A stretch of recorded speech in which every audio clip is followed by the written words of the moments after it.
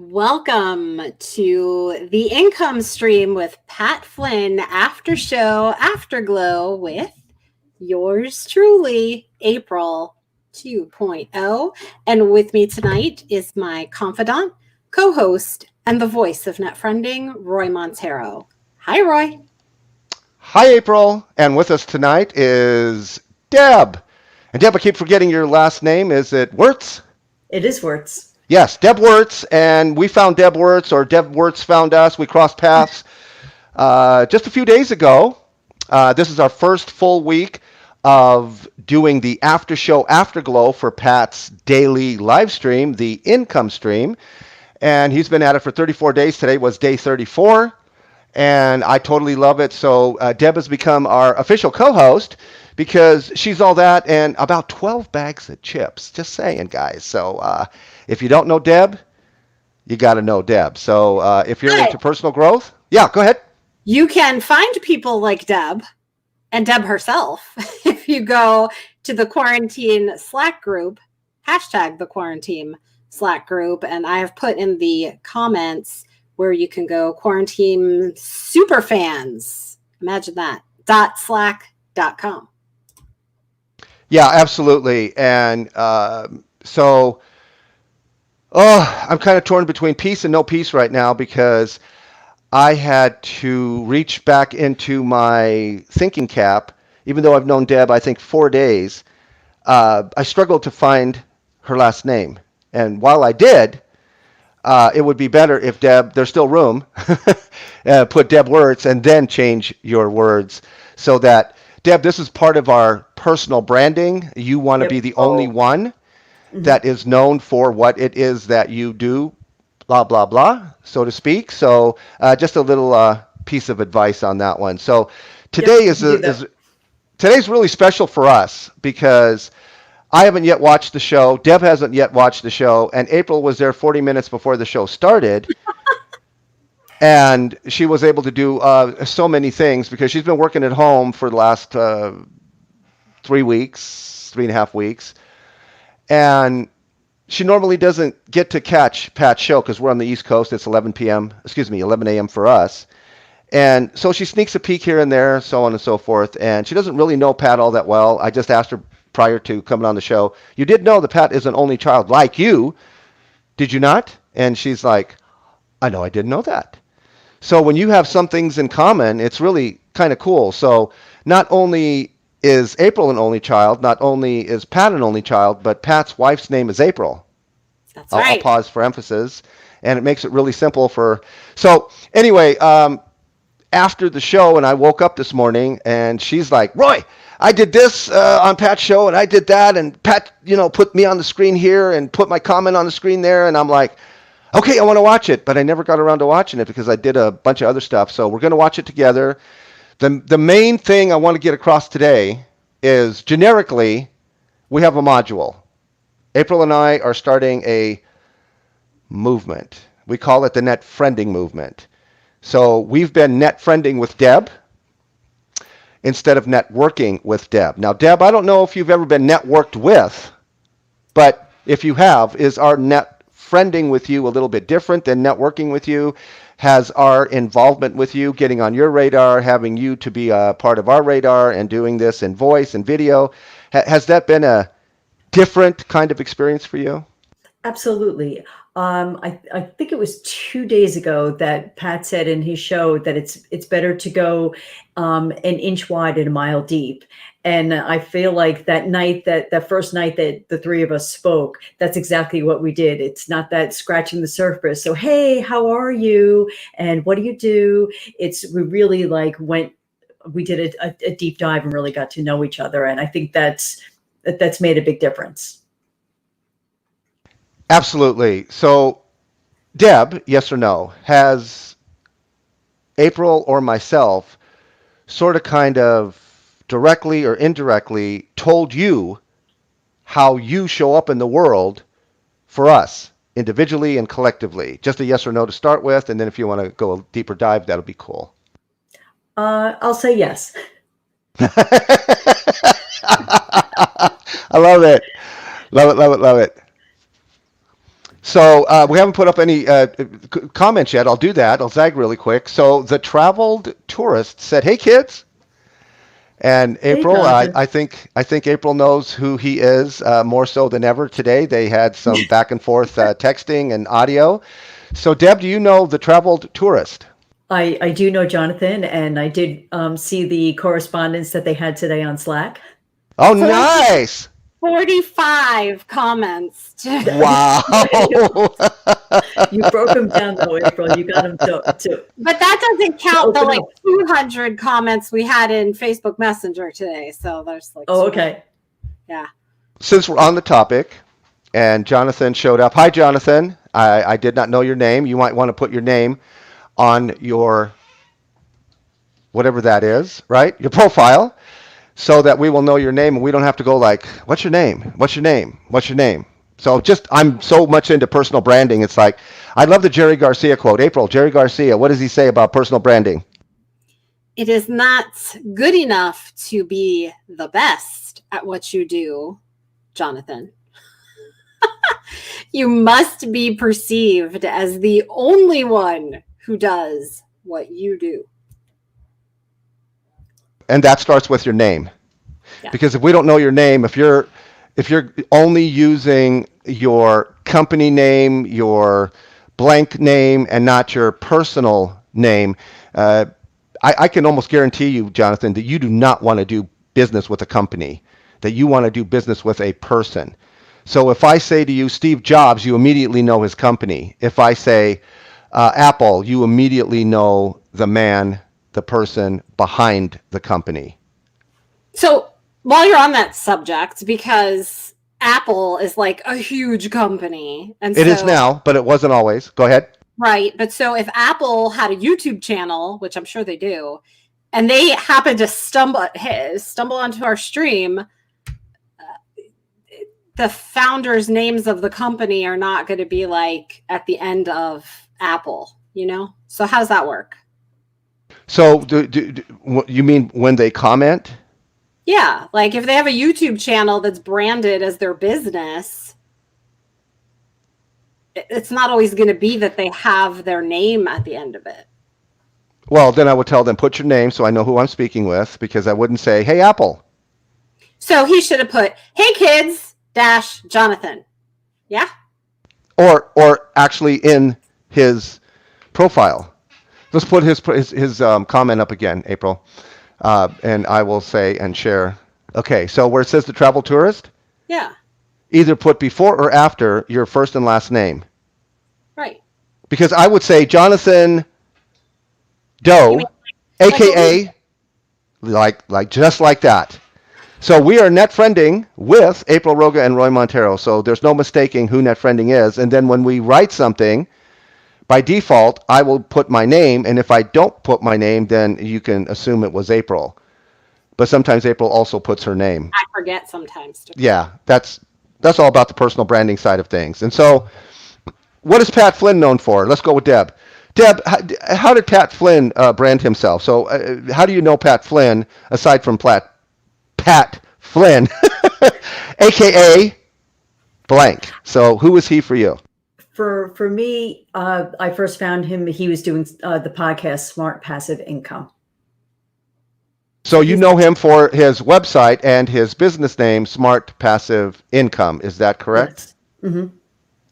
Okay, I also awesome. know him as the author of Let Go. Okay, Which okay. They're interrelated, I would say. Awesome. Very good. April, same thing for you, or how else do you know Pat, For aka me, also known as? when you put him on my radar, I'm sure you'd mentioned him before, but when he deeply got on my radar not all that long ago, it was in the context of super fans, because that's the overlap that we share with him. So whenever I think of Pat, I just naturally think of super fans, and then all the other stuff that he does is just a bonus to me. Yeah, absolutely. And that's exactly when I really started to put him on your radar. And I said, oh my goodness, we got to get his book. So we got the audiobook, and I listened to it already 2 or 3 times. I took all kinds of notes, and it's like, I am so overlapping with Pat in this area. And because April has her 8 to 5, and she's a full-time mom to her son, Momo, aka Morgan, who's going to be 10 this year, and he's on the autism spectrum, nonverbal, and still in pull-ups. So, not to say he's a handful, but she has to, include mommy time. So she really isn't available until this time here every night, from 9 till the time she goes to bed, usually 10:30. So there's like a window of 90 minutes that she devotes to her. Gary Vee would call it side hustle. Pat might even call it that. We just call it stepping into April's calling, because April has been called 4 years ago to step into her calling, because God's got a calling for everybody. He's got a plan for everybody, and he's equipped you, or will equip you, with certain talents and gifts, and it just comes naturally to you, and usually it's in your blind spot. So your brilliance is in your blind spot, and you need other people to share what that is so that you can really hone that particular talent and or gifting. And so I've been helping April with all of that, and she's still kind of struggling because Pat, this is for Pat. We watched your 4 types of entrepreneurs, and April, which one did you say you were? Well, it wasn't him per se. He was brand championing his friend Ryan Levesque. I was the I know of him through Roy. I know of everybody through Roy. But I only peripherally know him because his emails come through our thing on notifications all day. So I was the undecided entrepreneur. Undecided how? How does the category define itself? I know that I want to be an entrepreneur, but I'm undecided exactly where I fit and what I should be doing. I know there's a gap to be filled. I see where it can be filled, but I don't know like where my unique skills and personality and all that play into that. Yeah, so gotcha. I'm always like feeling like I'm double dutching. Yes, and so I'm still pulling up the video from today. So give us the backstory. Yesterday you gave Pat, and you can show that on the screen, a super chat. Yeah, go ahead. You share your story, because I was napping during this time, and you just went ahead and did your thing, because I said something after yesterday's $10 super chat. I said the next time you do it, can you get into that backstory while I pull up the okay. So yeah. I've donated 3 times to Pat's cause, which is donating to the San Diego Food Bank. This on the screen that I have up was the first donation, $20, and that was, I don't know what date, because I just grabbed the image that I took from that live stream. Well, it does say day 23. We're now day 34, so that was 11 days ago. Yeah, so the 10th. No, I can't do math. 18th. 8th. Oh 8th. Today's the 19th, I should say, of April. So on the 8th of April. Yeah. And so the 8th, the 18th, and the 19th. So I just, these are things that I capture when it comes up on the screen. I got my finger on the print screen button, and I'd do it, and I'd send it somewhere and save it. So that was my first time. And then yesterday, I donated $10. And did I say anything? The first time I didn't even put a note. The second time I said, your dedication to serving us every day during this pandemic is appreciated. I look forward to your creativity and the engagement of this community every day. The energy here has kept me uplifted. And then Roy said yesterday, hey, April, next time you do a super chat, you should do 777. And since I know we have somebody in the live studio audience, do you want to take a guess as to why 777? I would give you time to answer, but there's like an 11-second delay. And by the time you type it, we'll have moved on. So the answer is because that is the jackpot. And I don't really know, Roy, because I was blow drying my hair. We were like, yeah, right. I'm like, okay, can we talk about this later? Because we got to go. We're going to be late. And so I don't even really remember what you said about that other than I remember jackpot. Do you recall your thought about anything? Sure, because I'm a numbers guy.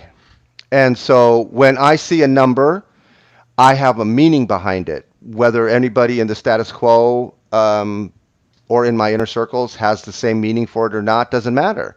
I will tell them what it means to me. And so I asked Deb, what does 777 mean to you? And so her world is a little different than mine, and she didn't say, oh yeah, that's jackpot. That's when we do the happy dance, right? That's when all that money comes out of that slot machine.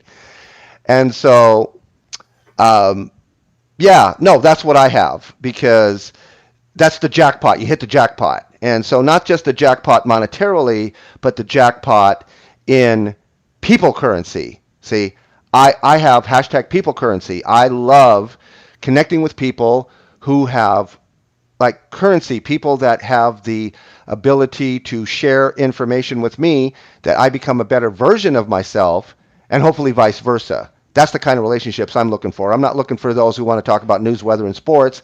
I can do that by myself. I don't need a person to do that. So I want to go deep in a relationship, and that's very hard to find. So I just thought, hey, if Pat sees the 777, he might ask, why 777? It's an unusual number. And maybe with Pat's thinking and his Pat's been around. He's been around the block a few times. So I think Pat would look at those numbers as going, oh, jackpot. You know, April, what did you mean? Or maybe open up the conversation. That was what my thinking was behind it, rather than just doing a regular number. That he would ask the meaning behind the number. And then April would say whatever came to her mind, because I wasn't there to help. No. So I put in the comments, jackpot question after the 777, because I understand how quickly the chat moves, how he's just, going through everything. I wanted the awareness that it was a jackpot question, and especially because he's going to ask a question, I'm going to answer it, and likely he's never even going to see it because the chat's moving so fast. Because he asked me a question. Good thinking to put it in the comment. Yeah, he asked me a question today, and I answered it, and he never saw it. So I think it worked out perfectly the way it was today. So this was the one that I sent today. Super chat 777 from April Roga. Jackpot question. I said, what is the quickest and most efficient way to gather people for a pilot program without cherry picking from Facebook groups? Before you go on, let me make sure that everybody is on board with us. Deb, do you understand what a super chat is? And if you were to do one, or if you had done one, what is your objective? What is the point B behind a super chat that the status quo would say this is it? But then yourself, April, myself, we might have a deeper meaning behind the super chat. But what is it that Google wanted us to know, YouTube wanted us to know?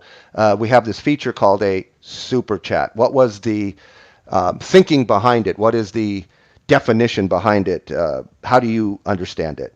Let's go with you My first. understanding of it when I first saw it is that it gives a way to get yourself into the spotlight. Pat can't answer all the questions from the chat because there is just so many. So a super chat comes up and gets highlighted, and then that person, he makes sure that he answers that person's question.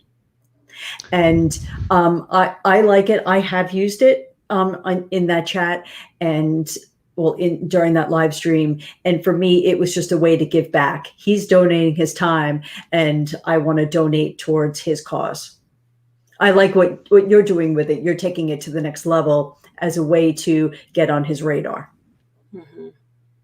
And April, would you agree, disagree, add or subtract from what Deb's already said on what your intent was? And you've already, like you said, and showed, you've already done it 3 times. So initially you didn't have anything with it. You didn't have a comment with it. Yesterday you had a comment with it, and today you really had a comment with it. So today I had a question. Exactly. So as they say, nothing, no comment to a general comment. Yes, there's two one-liners for that. The first time you do a thing is the worst time you do a thing, and so you gave a super chat, and your intent was mainly, correct me if I'm wrong, it's just like what Deb just said. You love what Pat is giving you, and you just want to give back because you can, and even if you couldn't, you want to. Right. This is the intent. Last night we talked about this. That my intent is to get on his radar primarily. But secondarily, it's for a good cause. It's not like Pat's going out and saying, I'm going to go buy a new Hummer and a new house with that money, So I don't have a problem with the donating. I am blessed to be able to do that. And so why not? Because I know what you give comes back to you. Yes, absolutely. You can't outgive God. So that's a good thing. And if you give to get, well, you just blew it right there. So you just give to give, and what you receive in return is going to be equal to that which you give. So today you decided ahead of time, you know what? It's Sunday, and I can be there early for the not the pre-show, but the waiting room, as some are calling it, where we know us super fans or super fans to be are gathering an hour before, half hour before, 10 minutes before the show actually starts, just to get in some who's here, to see who's here, and to kind of sort of be seen through your comments. And April and I have been doing comments of value for the last 4 years. We don't just say, hi, great show. We say, hi, this was a great show, and here's why. And we give you the why, and it's like, whoa, I need to watch that. And it's at timestamp 56 minutes and 23 seconds.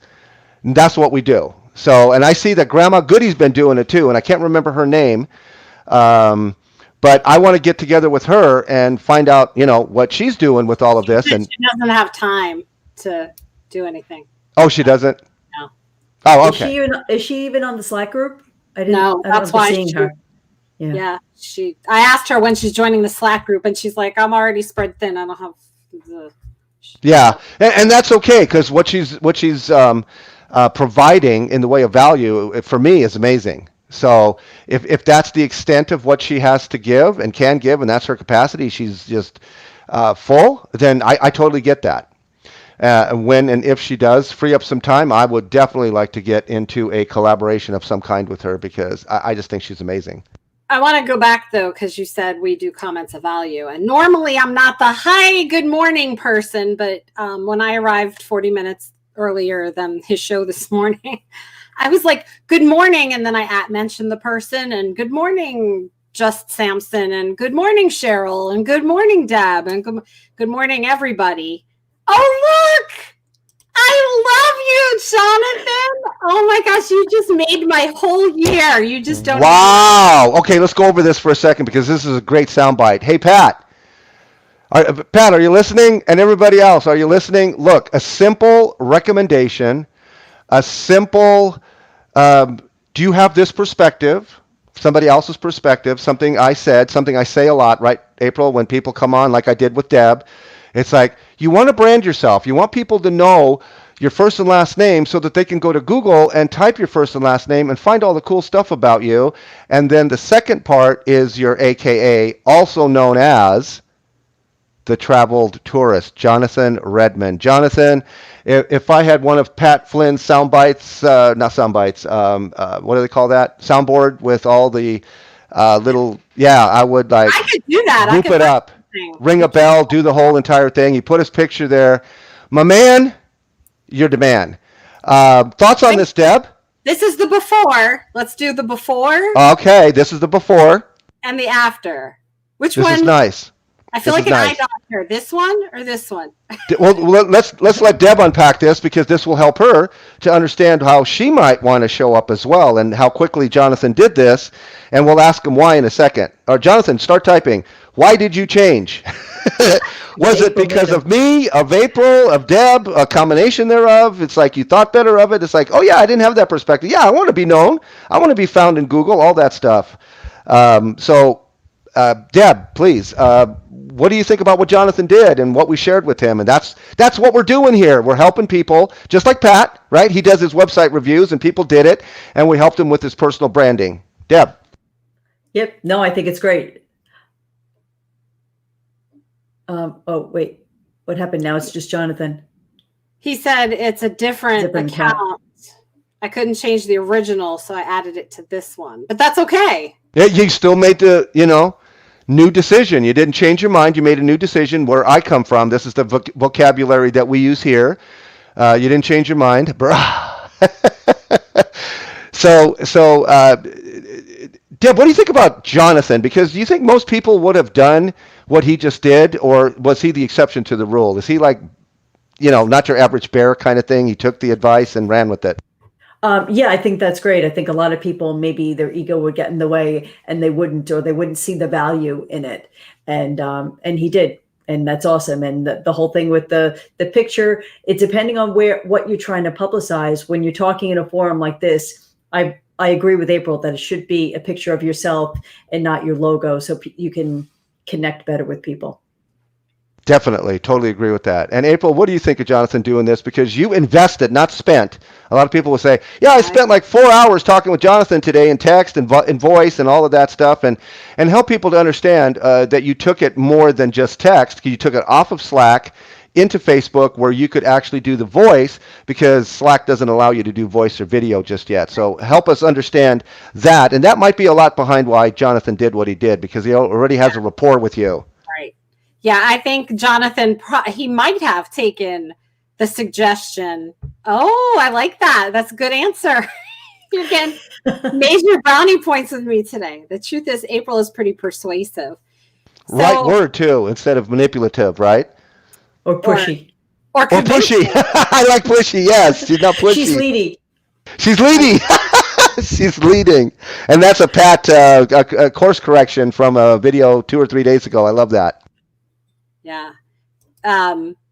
So we took the conversation off of Slack because we were getting pretty into details where I could feel myself wanting to speak a lot really fast, and it wasn't going to work for me in text. And I knew I couldn't do audio on Slack. So I went to look for him on Facebook, because in the Slack group, he had the travel tourist and Jonathan in parentheses. And I'm like, it's going to be pretty hard to find him on Facebook. And so I went to his website to look for the Facebook logo that I know so many people have to connect to all their social media accounts. And it took me to his Facebook page. And again, I found his logo. And I didn't even go to the About section. His name might be in there. But I'm like, this is too many steps to find out how to connect with Jonathan outside of Slack. So we got into it, and then next thing I know, he put his Facebook profile for me and everybody else that's in Slack, I guess, who sees it. And I was able to then do audio with him inside of Facebook Messenger, and only Jonathan can say how much value it added to the conversation for me to be able to convey what I needed to him in audio versus text. Yes. Oh, nice, Jonathan. Absolutely. So here's what one of our modules. This is a blab. Hashtag blab with a 2 in the middle. Body language 2.0 and beyond. How did Jonathan show up for me when I didn't even know he was Jonathan? So the company name, he wants to be known as, that didn't do it for me. And so I speak up. I say, this is how you're showing up for me. Deb came on. Deb's been doing this for the last 3-4 days that she's been here. And I've just, do I have peace, no peace to tell Deb about this? Yes, no, maybe so. It's like, because sometimes I feel that, the person doesn't receive me correctly. But I just had peace tonight. And I said, Deb knows me. She's good with this. And then right afterwards, Jonathan shows up with all of this. It's like, this is perfect. I could not have choreographed this. I could not have agendaized this for the show tonight. So that's amazing. For those of you who are struggling with branding, start with your name. Do not brand your company name. Start, yes, and put your face and put your name, because when we put that up in lights here, because that's where we're going, and so maybe you have never been in a live stream where people put your comments up like we do here, which, we love that. We want to put you up here. So this was Jonathan, and then he came in with his other account, or he created this account now. Wait. I don't know. Hold on. I got to give you a story that you don't know. Okay. So when he came in with Hey Kids, I never put this up on the screen, but I was typing behind the scenes here, and I said, hey, hey, hey. And I don't speak that way. But in that moment, I was like, I don't know if he wants me to acknowledge him by his name, because I know that is blank for him. He can fill in the blank, because he doesn't use his name for a reason. We've yet to really get to the heart of that, but I wanted to be respectful of that. And so then Deb said, hey, Jonathan, but that's because we just jumped right in. Deb's just going to go put it out because I got a rapport with him. I know who he is. It's like, if it's not okay with Jonathan, then he'll tell me, no, Deb, shh, don't tell people who I am. Well, I know that originally in the Slack group, he put the traveled tourist, and then later on, he added Jonathan at the end.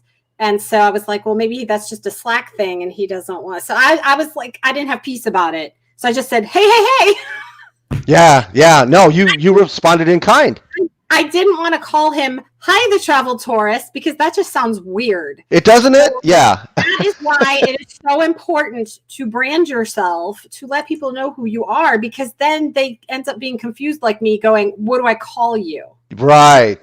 Don't give people confusion. We're already confused enough, Jonathan. So thank you for that. So I'm going to bring this up, and if we're not ready for it, that's fine. I just want to bring it up to start with. So I am now ready to rattle and roll with this whenever you are. So have we finished enough of the backstory yet, or no, not yet? So Pat is about to start his show. Again, April was there for what were you, 40 minutes before the show started? Wait, I was so excited. There's so much story today. I'm so giddy. So this morning I was like waiting for Ern, the person who started the Slack group. He has a channel for the income stream for where he posts the everyday link. And I'm sitting there and I'm like, well, usually he posts it by now. And it was like 10:20. And I'm like, well, no, maybe 10:30 he usually posts it. And I'm waiting, and I'm like, wait a minute. I know exactly where Pat Flynn's YouTube channel is. I could just go there myself. And I wrote in the comments of the pre-show, if you will, I said, I'm so spoiled because he posts that link in the Slack group every day. I was just eager to get in there because it's Sunday. And like Roy was saying, I work during the week, and then on Saturdays I'm running to run errands. And so this is the only day I could be there really for the full hour and be fully invested in it. So I was excited. 40 minutes early excited. And Deb, do you know he has a consistent URL that we don't have to remember the new URL or the new YouTube show for the next day. We just go, I think it's patflynn.com/the income stream. I'm not sure. I'm pretty sure that's what it is. I think it's income dash stream. I'm not sure off the top of my head, but you're right. There is a fixed URL. Yes, yeah. There's a permanent URL that people can just bookmark it, remember it. I always like to put stuff on my I use Chrome. So, but every browser has an opportunity for you to favorite your stuff or bookmark your stuff, and I just bookmark it across the top and just click on it, and there I am every single day. So that's the permanent link that he has, and he just changes the day. No. There's an actual URL, April. If you have the time to do this, go to patflynn.com/the income stream. All one word, and I think that might be it. I'm not sure, so don't quote me on that, but I know he has a permanent one. As soon as we do, we're going to put it up here so we can play it and show it every time we do a show, so that it helps people to find Pat very easily. Because every day the show URL changes because it's a new YouTube video. So I remember it somewhere. Maybe Deb, if you remember too, you can go in there, or maybe just ask in the Slack Oh, group. it's like 8254 CVG Roto. It's like No. It's either it. patflynn.com/the income stream or one of his other domains. I'll find it when I'm doing this thing, and we'll post it later. So I think we have enough of a backstory. The main thing that April wants to do. So okay, for me, a super chat equals paid comment.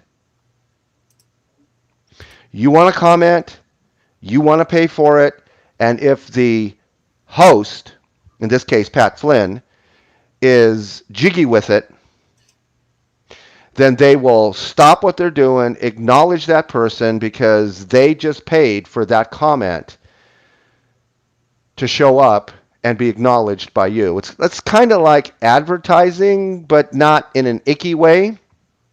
If you do it right, it's a positive way. It's not saying, hey, here's $1, Pat, eat at joe's.com, right? Remember that? Where that's kind of icky, but what April did today, I think, was brilliant. And because of what she did, and I don't know this for sure, but this is what I do with my blab. We all judge people. Okay, not all of us judge people. Some of us actually assess them and go, oh, so here's the reason why he did, why she did, what they did. That's their motive. We can't read their mind. We don't know their motive. But if we know them well enough, we can kind of assess that. And then we ask them, because this is only our perception. This is only what we presume or assume they're thinking as far as their motive is concerned. And then we ask them, so, hey, Pat, is the reason you showed April's comments as much as you did and unpacked her as much as you did and never got to this other thing or whatever this? Because, and I haven't seen it yet, but April told me. I know, and we're never going to see it. It's 9:45 already. I know, but isn't that what you told me, is that you felt that Pat actually, I have to be careful how I say this, paid more attention to your comments because of, who you are and what you did to get on his radar today? Oh, okay, then I'm totally mistaken. See, he invested so much time answering my question because I think he really enjoyed the question. And he wanted to invest time answering it because he knew it would be valuable to his community. Because he sees the comments that come through. Several people said, great question, April. And I didn't realize it when I asked it because I was asking it for me. I didn't realize that there's other people out there who have an interest in creating a pilot program, because that's not a typical question people ask about. Normally, true that. Yes. How do you do your studio setup? What kind of lighting? What kind of camera? What is that? A Stream Deck, Ecamm, and all this other techie stuff, or branding and website stuff. But as far as people currency and getting people involved in what you're doing as a collective pilot program, that's not a typical question. And so he was having fun with it. And the next thing you know, he was like, well, I was supposed to get to the website reviews today, but I'll only pretty much have time for one. And then that didn't even happen because he had some kind of techie issue. So he didn't even get to any reviews today. Okay. So now I'm up to speed on that. April, can you put Jonathan's comments up and let's address Jonathan's that we don't yet have, that we haven't yet unpacked? Well, he was just talking about how he was watching our stream from yesterday, and to the point that we had been talking about how much Pat enjoyed doing his stream now. And I think, Deb, you would probably agree with this, maybe. I remember thinking, he says this morning, that I really wanted to show up early because I love engaging with the community, maybe even more than watching the stream. And I probably agree with that. I definitely get benefit. I get value from what Pat's saying, but a big part of why I'm there is because of the community. Mm-hmm. And I'm interacting with people on the chat during the whole show. Now, I'm just curious, when the stream is going, and especially as fast as it goes, and you're wanting to engage with people, and you're like keeping an eye out who's at mentioning you because you see the big highlight with your name. Right. Are you able to really fully keep up with everything that Pat is saying, or do you find yourself kind of divided? Like, I feel like I can multitask it pretty well. because And if something that if Pat's saying something that I really want to take in, then I'll pause the chat, because you know how you can like slide it up, and Okay. and then after he's done and he's maybe just rambling on about maybe a techie thing that I'm not that interested in, then I go back and I catch up on the chat. good tip. Good tip. Yeah, because I often wonder how people keep up with that. It's definitely a challenge. It is. And that's the same thing when you're hosting a live stream. He's got that same challenge to Mhm. look at the chat and stay on task with what he wants to cover. Yeah. Jonathan says the income stream is all about the community, is what I'm trying to say. No, you're not trying to say it. You are saying it. As much as I love Pat, like everyone else, I'm sure he would agree it's about the community. I second that. Jonathan says he's asked many questions before too, but he's only ever answered the one that I did the super chat for. Maybe because your face wasn't on. No, I'm just kidding. Kidding.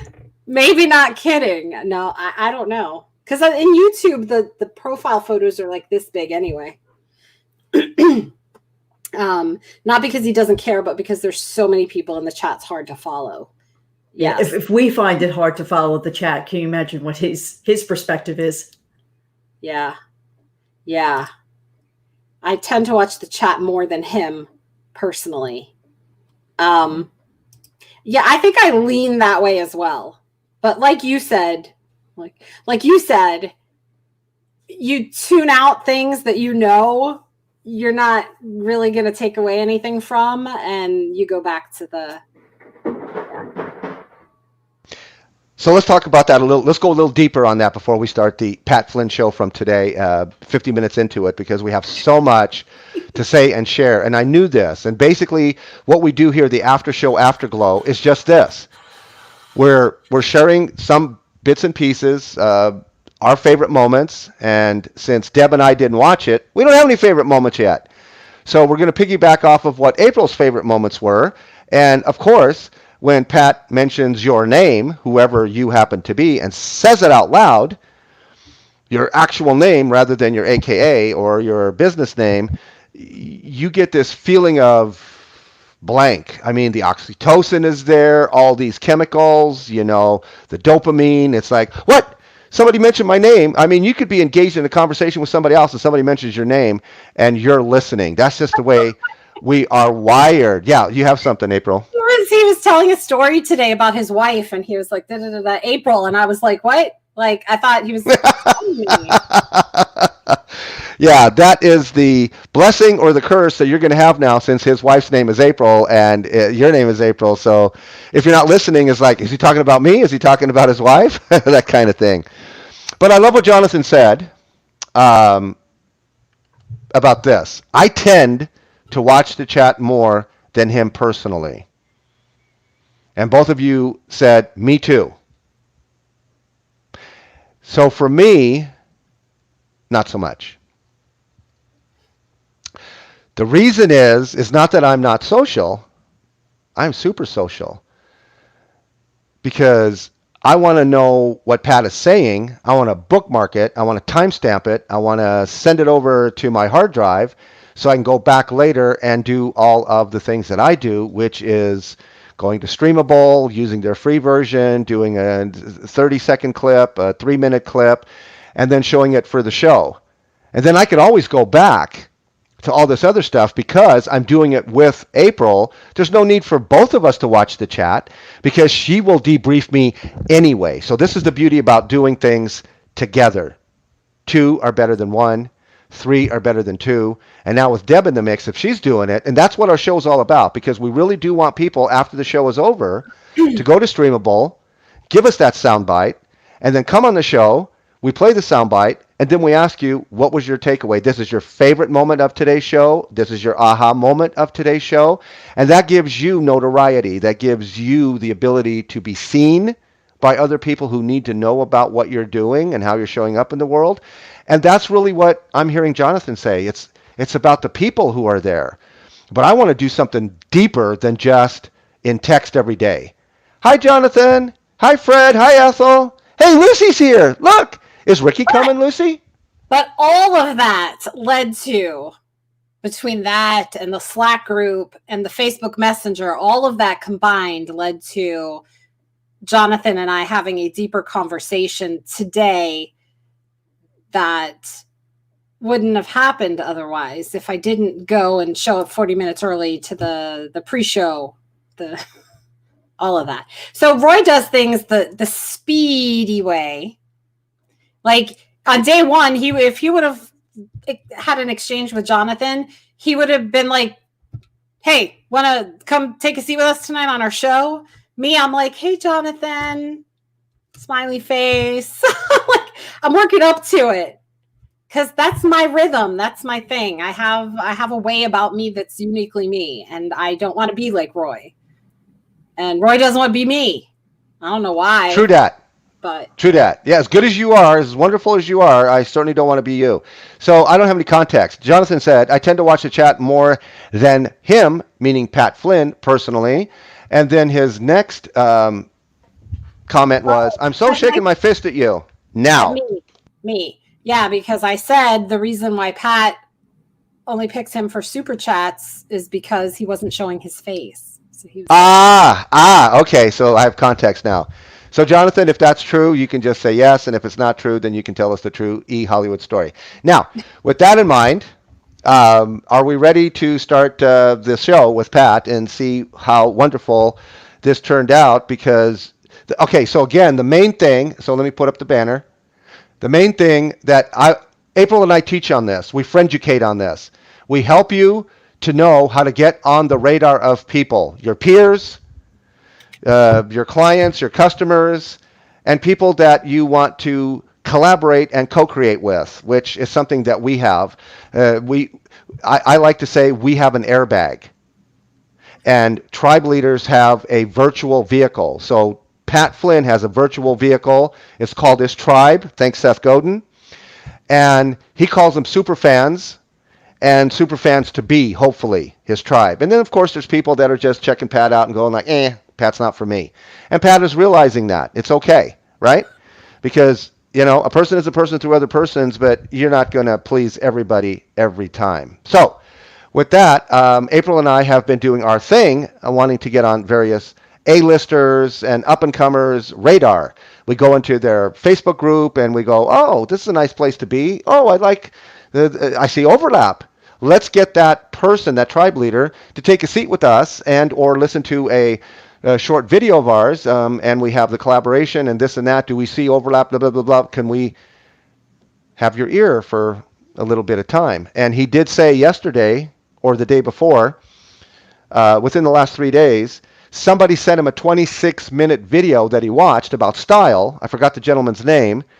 But Pat said it was very valuable, and so we watched the whole 26 minutes. And so I thought, our videos are not even that long. Our videos are usually 5 minutes just to get the person to understand what we're talking about. And if that is of interest to them, then we'll say, now we have like a 30-minute one or an hour one to explain what we're doing, and do you see overlap? So April and I have done that several times over the last 4 years, and it's fallen on deaf ears. Not that our stuff isn't great, because we think it's great. Everybody thinks their stuff is great. It's just that they don't see it as being great. They see it as being spam or, hey, everybody wants a piece of me or whatever. April, you want to add a little bit to that and why Pat no, maybe... because I will be on my soapbox for another hour. Okay, so we'll save it for another day. Yeah. Have you experienced that at all, Deb, where you see somebody that you want to collaborate with and then you kind of want to get on their radar, kind of do the pitch, and I'm making air quotes, and they're like shooting you down thinking that, no, you should be there to buy their stuff and that's it, and no collaboration, co-creation? I haven't really reached out to a lot of people on that level. I did try to do that once. I sent somebody an email that a fellow author that I had admired and thought I had some overlap with, and I didn't even get a response back. I was like, oh well, who are you? But Yeah, don't. But yeah, Go ahead. it's important not to take that personally, though. Absolutely. Don't let that be your, don't let that stop you, because that's so people do ask. So Roy, what if that person or that author is not that author, or if it's not the thing that I'm reaching out to, if that thing is not the thing, then I just say, well, then it's the thing that leads to the thing, or it's the author that leads to the author. Don't ever give up, right? Be that little engine that could, and just keep going, because some people get rejected 50 times before somebody else says, you know what, I want to hear more. Right. I put myself in, like, if you turn the situation around, if somebody reached out to me, I would definitely take the time to write them back. Correct. But I have to constantly remind myself not to, like, I tend to be very organized with my emails, and I answer emails. There are people that don't even read their emails, and that just, it's not a priority to them. So I have to be careful not to place my values on somebody else, or my priorities on somebody else. Absolutely. Very true to that.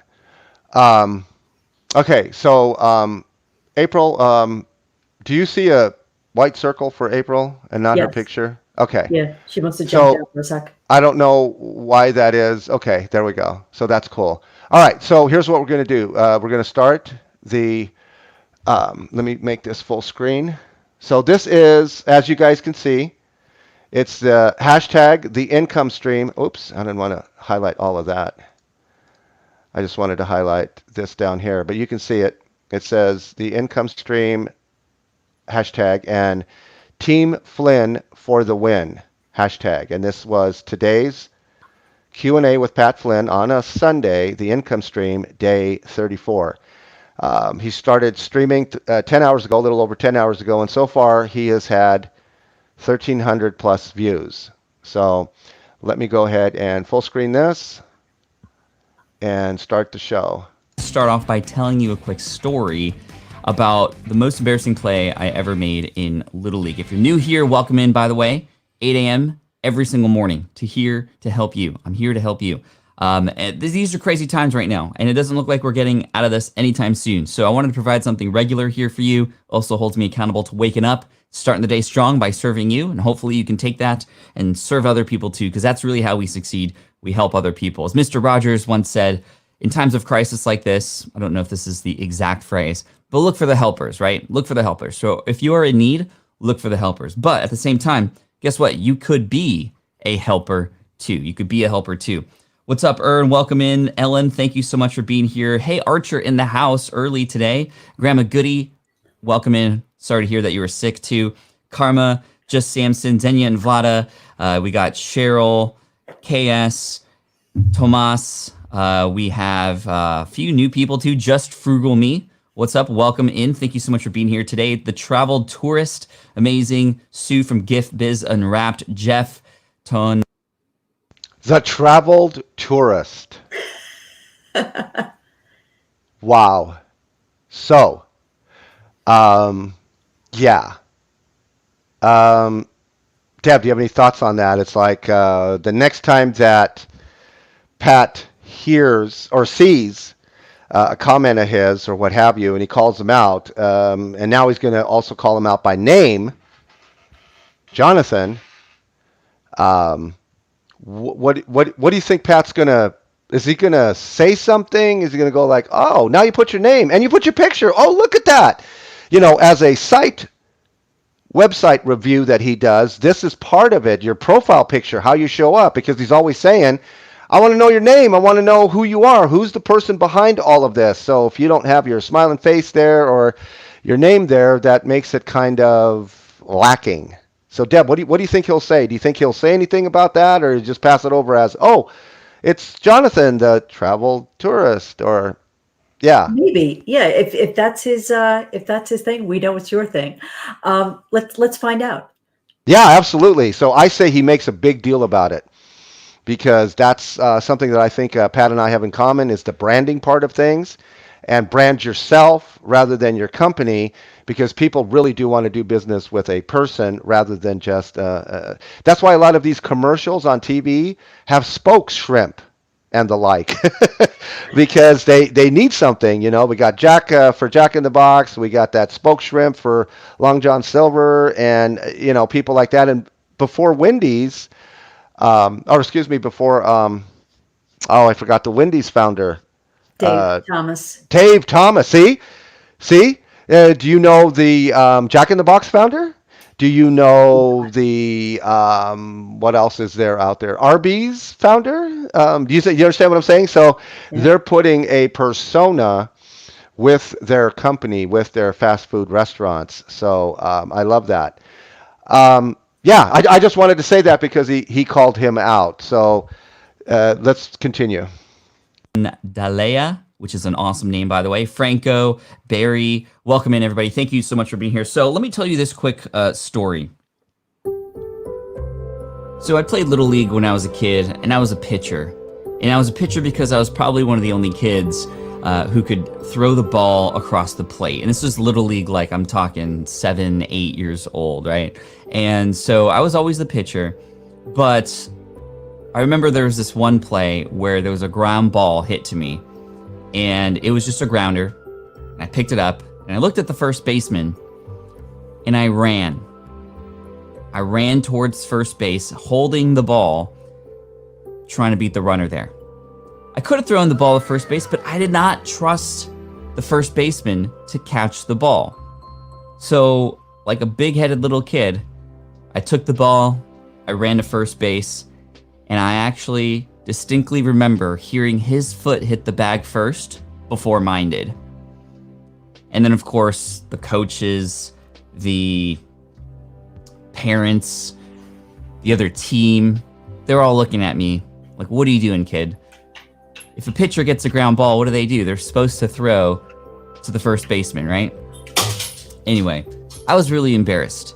But also, I was also very much questioning, well, why didn't I throw the ball to the first baseman? I didn't trust that person, even though that was literally their job, right? And I kept everything in my hands. And even as I grew up, I continued to follow suit very similarly, not trusting a lot of other people to do the work that I knew I needed to do myself, or I could do myself, right? I could have ran faster and could have got him out, and I probably would have done that many times, but I didn't do that again on the team at least. But in real life, I did.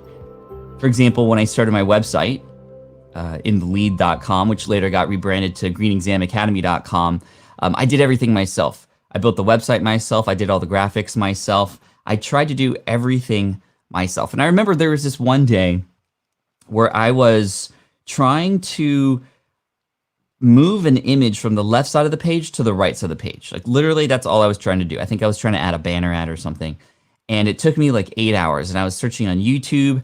I was trying to become a JavaScript, CSS expert all at the same time while I was building my website, while I was trying to figure out what content to create, while I was trying to figure out how I was going to turn this into income. And I remember my wife, April, coming in and going, "What, you just been like stressing out all day. What's the problem?" And I was like, there's this website thing. I just have been trying to do it myself. And she goes, "Oh, well, let me call my friend from college. His name's Mel. He's in web design." And I was like, "No, you don't have to do that." And she's like, let me call him. I want to help you out. You look really stressed. So she calls him. I get in contact with him, and he's like, "Oh, just do this." And literally in 3 minutes, it was fixed. It could have been fixed 8 hours earlier. But because I wanted to do everything myself, it took forever. And it was a little embarrassing as well. Plus, the funny thing was, like, he was like, "Who coded this website? It's really, like, it's not coded very well." And I was like, "Well, it was me who coded it." But anyway, so the big lesson here that I eventually learned was that I had to hire out for things. And it took me a while to learn that there are other people out there who could do things much better, much faster. And honestly, taking that off of my plate is such a big weight lifted off the shoulders, right? And let's go back to the Little League example. If I threw the ball and I threw it straight and the first baseman dropped it, well, it wouldn't have been on my shoulders anymore. That would have been his job, and that's the way it would have gone down. So a big lesson there was eventually hiring out and finding somebody to do the work for you. And I remember the first time I hired, like legit paid money to hire somebody to help me, was with that same exact website. I had built an architecture exam website. I had created my own study guide. I had sold that, and I started making some money. So I was like, okay, well, I want to make an audio version of this guide. Yet, even though I knew there were people I could hire out there, guess what I did? I tried to record this audiobook and read it myself. And all I had was a Logitech gaming mic. I recorded it. I spent 3 days doing it, and it was not great at all. I couldn't even imagine selling that thing. And then I eventually went to a website called Elance, which later in the future got rebranded to Upwork. And this was a beautiful thing because I paid somebody to read the book for me, and she did it in the most amazing job. And honestly, how much it cost, which was about $1,200, which was a lot. I had never spent that kind of money on anything in my life, even for my own personal stuff, not even rent. And I was renting out of an apartment at the time. And she was able to do it in 2 weeks. It was beautiful. And on the first day that I launched that audiobook, I was able to make up the cost. And that just opened my mind to the world of what it's like to hire people. So wanted to share that with you. Just big lesson. And if you're a pitcher and you get a ground ball, throw it to first base. Okay, that's the biggest lesson there. Cool. Kalpana, welcome in. Thank you so much for being here today. So what we're going to do today, so that was sort of the intro, right? That was sort of the intro and the welcome. So let me welcome a few more people in here. Sheldon, Magic of Pause, happy Sunday. Let's see, Mary in the house, April, Simply Obs, Dole Whip, Dad, that's an awesome name. Jammin, Facupola, AV Piers, sweet. Okay, so we're gonna do something fun here before we get into website reviews, and Sunday is usually a little bit less. Yeah, did you miss it? No, I heard it. I was there Okay. for it. Yeah, no, I mean, did you miss it initially this morning? No, I heard it. I was there Okay. in real time. That was my Okay. first shout out. Yeah, you said you got a shout out. So tell us how you feel when, the sweetest sound to anybody is their name. And so even though your name is mixed in with the other 12 or 15 people, when you hear your name, and hopefully it's your name, right? Because maybe there's another April there and he doesn't know it. So he doesn't shout you out with your last name and only does that with your first name. So before we get away from it, and Jonathan is hopefully still here, so let me put this up, April. Help with this. Would you read that and address Jonathan? He's got three comments here that I don't want to get away from. Well, he said that he agreed that our conversation today was awesome. And it's so hard to get any work done when you're around, meaning me. Know what I'm saying? Yes, I do. I do. I don't know if that is true. He was commenting on something you all were talking about a minute ago. Yeah, I'm sure. And if he wants to let us know what it was that is true, then that'd be great. Go I ahead. just want to point out in reference to this comment, know what I'm saying? First of all, I'm really surprised I knew how to say know what I'm saying. But if you didn't want to have a conversation with me, you would have been like, April, I'll get back to you later because I'm kind of sort of working right now and I really need to focus on this. But the conversation was valuable enough for you, enjoyable enough for you to stay engaged at the level you were engaged. And all you have to say, because you don't have to be walking on eggshells with me, just say, April, I can't talk to you right now. I got to go. I'll get back to you tomorrow. Or just go silent. I'll totally understand.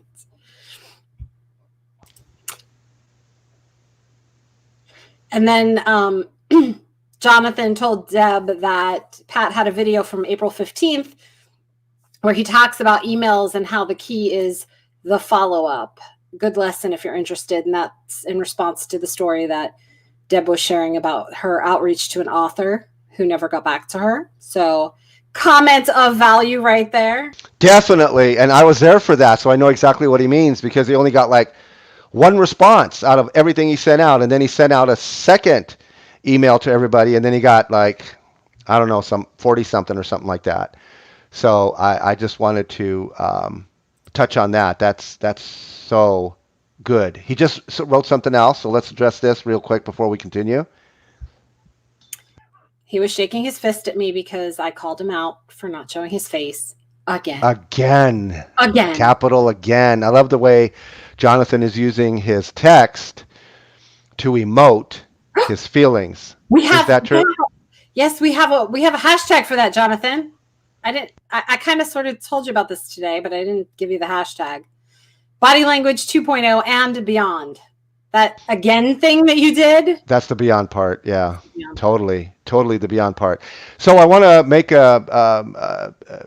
point something out that's going on here, because we did have the back end of things. And so look at this. Oops, she went on screen. But Deb, you just put your picture up. Look at that. So she figured out how to do it. I made a notation in the back end, because I said we were going to do it the last time she was on. I said, oh yeah, I'm going to teach you in between. And it's like, I forgot, because there's so much on my mind. So I made a notation and a reminder, and Deb figured it out. Deb, you put your picture up.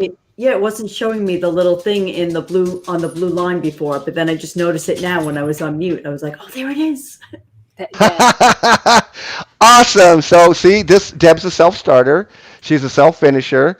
She's realizing this is all about branding. And if we have the right tools, we don't have to be anonymous, because that is the silhouette, the white and black silhouette of someone. But you can put your photo there. And, if your photo is the same as you have everywhere on your social media, then, you shouldn't have 5 different photos for 5 different platforms. People should get to know you. And again, consistency and momentum. Big Mo, as John Maxwell calls it. So people will recognize you. It's like, oh, hey, it's Deb. Hi, Deb. Or who is that? It's like, Deb, was that yeah, or whatever. So I've had this is a recent photo of myself. It's probably about not even a week old. So it's most recent. And my prior photo was like 11 years old, and I never changed it, because that's who I am. It's like, why do I need to change it? It doesn't matter. That's who I was. So anyway, just wanted to point that out. So thanks for doing that, Deb. So now we're going to go back to, unless there's something else you guys want to talk about, this story of his intro and welcome here. Do you want to, since we're like, scrap for time, yes. You want to go to timestamp 2124? I do. 2124. 21. Okay, 2120 is close enough. Yeah. .com, and we might be able to go from there. So that was my second shout. How much do you like Star Wars? I love Star Wars. I mean, look at this. This is a Mandalorian helmet. I have a Stormtrooper helmet over there. I have a Porg t-shirt with a Harry Potter reference on it. I love. Congratulations to you for doing that. So let me stop it on there, and Mike's then you can talk about it says, really I'm in quick. China, so we almost knacked to normal. We're almost back to normal, having great Chinese food like barbecue with roasted eggplants. Yum, that sounds amazing. Oh, that sounds great. He was making me hungry today. Pop-ups, okay. I'm looking for some more questions to answer. Okay, so pause. Scroll up a little bit. Please. So you see he has reverse Q&A. He said that was something new he was doing today. It was where he normally has people ask him questions, a Q&A, but this was in reverse. He wanted to ask us questions and then have us ask him questions and then him ask us a question. So he alternated, and it was fun, but it was a little bit chaotic because, like he mentions later on, the chat starts scrolling after he asks for us to give him a question, or the alternating. It's just the timing of it was all off. Because then he's got to, after he's done talking for a while, he's got to go scroll back up and find people who ask questions, and not everybody puts question before their question. So this was something new that he did today, and I think he really liked it because it allows him the opportunity to get to know his community by him asking us questions. You're muted, Roy. How he thinks. Excuse me. Yes, the reverse Q&A I think is a wonderful thing. This is the first time he's doing it because I haven't seen him do it. Deb, have you seen him do it before? So this must be new today. Yeah, I've never seen him do this. It's a great idea. I love it because then he gets to know us. We could all answer as a collective, and then he can choose the ones to put up. Before we get any further, let me do what I always do and share the Jonathan's comments. Oh wait, he wanted to course correct me because I said he got 1 and then he got 40 something. No, he got 6 with his first ask. I don't know how many people he asked initially, maybe 100, maybe 60, I don't know. But the follow-up, the gold, the fortune is in the follow-up, right? That's the one-liners. Just you got to follow up with people because sometimes people don't see it or they don't remember it or they looked at it and it was like, eh. But then it's like, oh, you're following up with me. It's like, oh, well, in that case, yes. And that's good to know for us when we want to reach out to Pat with whatever we have, a collaboration, a pitch, a co-creation, whatever we want to call it. So thank you for that, Jonathan. Jonathan then says, but I don't think Jonathan knows and understands the but word yet. So April, you want to explain it to him? Now, it means you just wiped out everything that came before the but, which negates everything you just said. But, and what did he say? But? Okay, he says, but I like being anonymous. I get that I shouldn't be, and April has taught me that, but I don't have to like it. True that. Jonathan, you don't have to like not being anonymous. And over time, you can't help but start to like it. I guarantee you. Anybody who wants to be anonymous, who gets around April, will not want to be anonymous for very long because there's a one-liner for that. April, can you find it in the banners? We have to go back to the other one. Timestamps. Huh? I'm looking for timestamps. What? Oh, okay. Well, I'll just say it. It's like April is not going to invest time with people who are only spending time with her.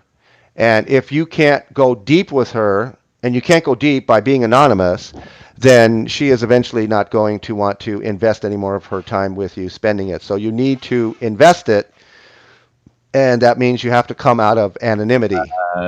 Oops. So anyway, what did you want to share, or should I continue? The next timestamp? Timestamp like 27:30. Here's 27:20. Or 27. Is a You have to bring it up on screen. lavalier microphone that can plug Okay, thank you. Yes. into your device, and it makes you sound great even on just an iPhone or an Android or an iPad, right? So that's really great. Answer: air fryer, says April.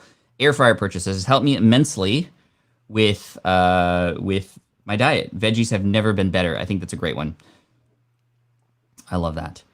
So that was my third. So what was his question? What's the most useful purchase you made recently? And so I was telling you about this earlier, is that when I went in the shower afterwards and I was thinking of, going back through the show and everything, and I'm like, why did I say air fryer? It was literally like the most recent purchase, but I thought, you're muted. I hear him. Oh, I know. I know. You can hear me upstairs. I hear you. So it was the most recent purchase, that came from Amazon to our doorstep like a week ago, and we've been using it like crazy. So that's what was top of mind. But when April started sharing this with me, she says, "Oh my goodness, I should have said this was a recent purchase from what was it, like 3.5 months ago?" Yes, and the recent purchase was this. Hold on, I got to type it. Let's see if you can spot the thing. Do. It's that thing at the end. What, that little registered trademark? Yes. Yes, you know what it You is. gotta buy that. Woohoo! We bought that. We bought the registered trademark. There's a whole story behind it on why, because I was going to do that 4 years ago a little over 4 years ago, when I first came up with the name. Not a friend of mine did. She said, I was doing the net friending, not the networking. I said, what? Net friending? I love that. Are you doing anything with it? She said, no. I said, can I have it? She said, sure. So I got the domain name, netfriending.com. I got the hashtag, registered it with twubs.com. And I've been using the hashtag and using the TM, because you can use the TM as a trademark, but it's not a registered trademark. And here, 3.5 months ago, I kind of re-evaluated and re-looked at that and went, okay, this is valuable enough. Let's register it with the government so that we now have the Circle R, which means to people, what, Deb? What does that mean to you that we have registered a trademark with the government, the U.S. government, and now net friending is a registered trademark? What does that mean to you, Deb? I personally think it shows that you're serious, you're a player, and you're in it to win it. April, agree, disagree with what Deb just said? I would say the same. Absolutely. We're serious. We want this name. We don't want anybody to have it, use it, or whatever. And not that I'm going to go and cease and desist people, because that's not why I'm doing it. I'm just doing it to show we have the registered trademark, and all y'all who are using it, you don't.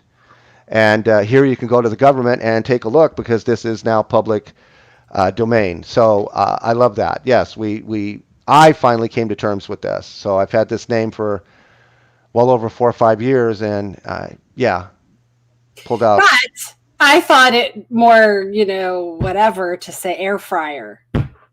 Right, you said that, and then now you said, oh, I should have said that, because that would have been more impressive to Pat. It's like, what? You got a registered domain? Who says that, right? So, but now we have the soundbite, and we can send this to soundbitesareus.com. No, I'm just kidding. Maybe we should register that trademark. Soundbites are us. Okay, so April's comment was put up. Yes. What's the other trade? Timestamp? 3018 is where he answers somebody's question. 3018. Yeah, that's good enough. Good enough. And then we're going to get into some website review. Then we're going to do some more reverse Q&A, because I like this sort of crowdsourcing. Amy says, after 5 years of running a small business marketing agency, people know and recognize Amy more than the agency. How will I know if I should pivot in some way? The best way to know to pivot is to, number one, have conversations about this pivot with people who are not on the inside. So this could be, anybody in your colleagues, friends in your network that you might have, Amy. It could be some of your super fans that you might have who know you for you. Having conversations about this pivot is the best thing to just unpack and understand that, which is why I can't directly answer what the best thing for you to do is, because I have no idea where you're at mentally and, in terms of where you want to go and what you want versus, and also what your audience wants and what they want to hear from you and ultimately what your goals are. Having conversations with others on the outside is important, because when you are in it yourself, it's so hard. You cannot read the label when you're inside the bottle. You need somebody else outside of that bottle in order for you to understand that. And it comes with having conversations, to have other people unpack it for you, to have them almost interview you in a sense and dig a little bit deeper. Ellen says, I super chatted a question. Thank you for that, Ellen. So the question was, after 5 years of running a small business marketing agency, people know and recognize Amy more than the agency. But we don't know how she's marketing herself. Like, what's the name of her actual business? How is she presenting herself on social media? This goes back to everything that we were talking about with Jonathan. Yeah, I'm trying to decide if she's happy with that or she's not. It seems like she's discontented with that they know her more than the agency, but is that really the worst thing in the world if they know her? I say no. Yeah. I say I want to know. So content is not king, as many tout on the internet. Now, if they say content is king of SEO, I have no problem with that. But if they just leave it hanging out there, content is king, I really don't care how great Amy's agency content is. If I don't know who Amy is, I ain't doing business with Amy. I ain't doing business with her content. I'm not doing business with her agency. Now, other people may, but I would never, and I will never recommend her. So if she's looking for my recommendation, if she's looking for my endorsement, she needs to be Amy Morales to me and not her agency name. Make sense? That's just me. But that's what I'm doing here. This is the movement that I'm putting out there. So if you want to come to me, Deb, as change your words, and I don't see a photo, I don't see a name, I don't hear even your voice, then I'm out. I'm not recommending you because I don't even know who I'm recommending, and I don't recommend content. I recommend the content provider. Deb, does that make sense to you? And I think we went over that the other day with you as well. It's like, should you do your words or should you do your name, right? And I think you came to the conclusion that I need to be known as Deb Wirtz, and people can look me up more so than my agency, because I think people are going to look up your name way more than they're going to look up your agency on Google if they know both. I think that that the ultimate thing would be to have both, to be able to say, oh, Deb Wirtz from Change Your Words. Oh, Deb Wirtz is the one who runs that. Then if you can be synonymous, then it's putting a face to the business, or putting a name to the business. Well, I would agree with that. Ultimately, you want both to be known. But if a person has to learn one or the other, like me, I only want to learn one name, not both names. It's like, who was that again? Traveling? What was it? Traveling what? Was it a tourist? Was it a travel? See, I'm already confused because this is not synonymous with me. But Jonathan, I don't even know his last name, but Jonathan, right? It's like, I know Jonathan. That's good enough. Jonathan, and then I can look up Jonathan, the travel tourist, and now everything that he's put that in those words, those keywords, because SEO is important, then I can go to Google and type in Jonathan traveled tourist and find all of his stuff. Just like I would when I go to Deb Wirtz, change your words. And I think that's important. But I think we start with our name, because when we meet people in person, you don't start off with, "Hey, I'm Apple. Nice to meet you," AKA, when you put it that way, it sounds well. It's just for me. It's just normal common sense. It's like, I'm pretty sure Steve Jobs didn't go around saying, "Hey, I'm Apple," AKA Steve Jobs. Just saying. Okay, where do we go next? But I think people knew Apple before they knew Steve Jobs. I think in the business world, like in the back end, when you're making connections and you're net friending, then yes, your name should come before the business name. Mm-hmm. But I think in Jonathan's case, like the travel tourist, he picked something that was catchy and memorable for a reason, for his business name. But you need it to be connected with a name, Yeah, definitely. Like on the website, in the about page or something, definitely. And when you're making connections, absolutely it should be named first. Okay, because that's the conversation we had earlier today was, okay, if somebody connects with you in Slack, on Facebook, on your page, on wherever, on social media where you're branded as the travel tourist, how are they going to know how to connect with you, the person, to dive deeper into whether or not they want to do business with you? You're making that barrier to entry really difficult. Oh yeah, no, there shouldn't be a barrier. There should be a way to be able to know who that person is behind the business. Mm-hmm. In my case, I would go like, "Oh my goodness, you are a perfect fit for the travel tourist. Let me explain the travel tourist." It's like, go to the travel tourist and he will take good care of you. Say Roy sent you.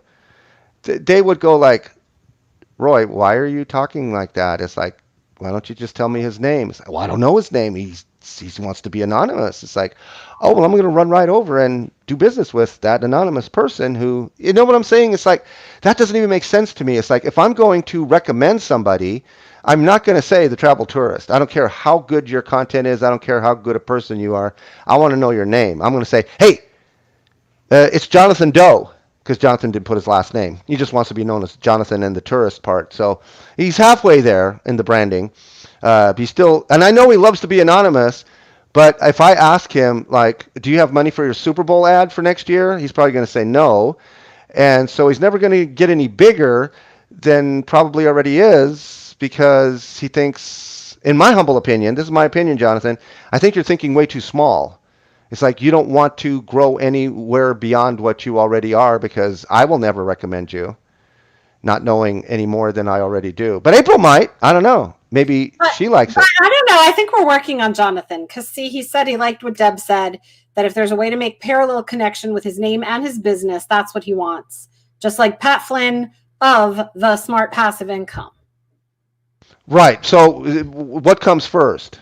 Because if you do it simultaneously, I think that's better than doing it one or the other.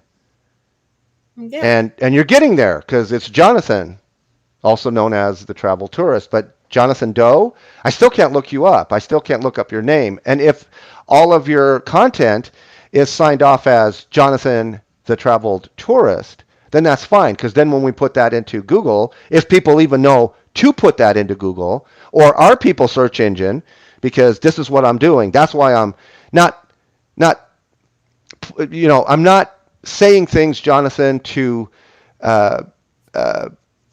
go against how you want to brand and personalize yourself. I'm not doing that. I'm not going against how you want to do it. I'm just saying if you do it the way you do it, you'll never make it into our people search engine. And if that's not your goal, then that's fine. But if it is your goal, then because April, didn't he ask you, like, what are we doing? Yeah. Yeah. And so the goal is to get you in our people search engine so we can recommend you because you're great at what you do, but you're even greater at the person and the integrity of who you are. It's like if you were a snide, cheating, lying entrepreneur, then we would never want you in our search engine in the first place. But if you took that much time to get to know April, then I know April gave you a lot of good stuff, and she went deep, and you probably went deep, and there's a connection there. So we want even a deeper connection. That's what I'm saying.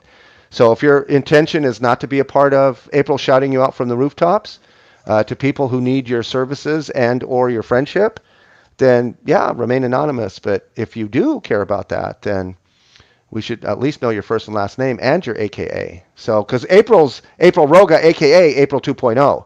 So most people know that. Yeah. So, shall we move on? What's the next timestamp? Oh, yeah. Go to timestamp 2404. 24. Before you do, I'm going to sign off. Okay. Yes, thank you, Deb. Oh my goodness, Deb's always like 2 hours, guys. It's like, nice. Thank you so much, Deb. An hour and 20 minutes, 26 minutes. Awesome. Have a great evening. Talk to you soon. Right. Good night, all. Bye. Good night.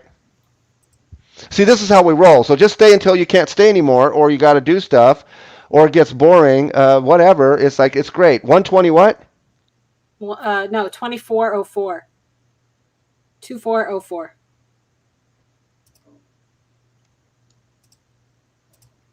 Budget-friendly options there too. Big shout out and thank you to the Travel Tourist for that donation. Which speaking engagement will you miss most this year? And food is good. Yes. Okay. Muted. You're muted. The Travel Tourist. Super Chat. 1147. Now, those numbers, Jonathan, if you're still here, those numbers are amazing. I didn't even notice that. Those are our numbers. We love the number 11. And even, 47 is an 11. And we love that. So, but you can see what Jonathan did here. So this is a paid comment. And April, read what Jonathan said, please. Which speaking engagement will you miss most this year? And food is good. I really would. I know he said he was stepping away for a minute. He's on his actual break. But 1147. And the funny thing is, I was telling Jonathan about our love of the number 11, and so this is going to wow him. I want to know though why he did 1147. because I don't readily see. Yeah, I would like to know that too, because who does that, right? People usually do even numbers. And I can understand $11, I can understand 47 cents, but I can't understand $11.47. And it looks like that's Canadian. So he's in Canada? Oh, yeah, that's right. Yep. Nice. Let me go on.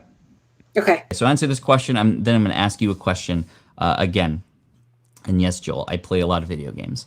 Travel Tourist asks, which speaking engagement will you miss most this year? Wow, that's a tough question because I miss all of them. I miss being on stage and speaking directly with people. Maybe that's why subconsciously I'm here right now doing the live stream on the income stream, because it feels like I'm presenting live, and it is because I am. Now I miss seeing your faces. I miss being able to shake your hands and to help you in the hallways and to network at the event and all that kind of stuff and present some information. This is more sort of casual, ad hoc Q&A type style website reviews, which we'll get into in just a moment.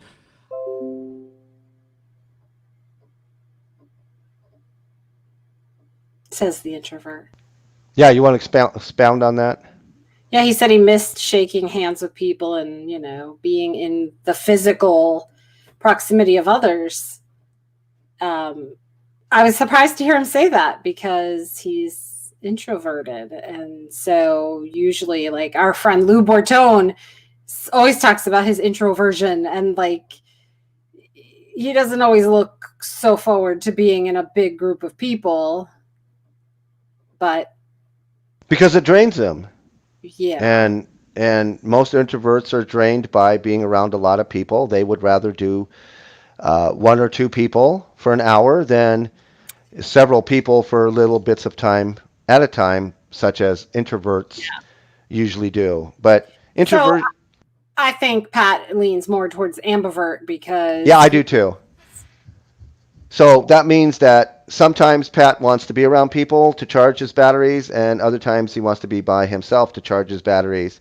But that doesn't mean, whether you're introvert or extrovert, that you can't be up on stage and be around people for X amount of time.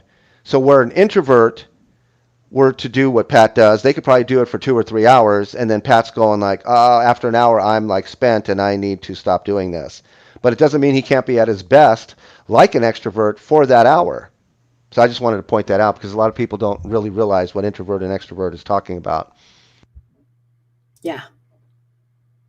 But of all of them, if I had to choose one, I think I'm going to mostly miss Craft and Commerce, which is an event that's run by a company called ConvertKit, and it's in Boise, Idaho.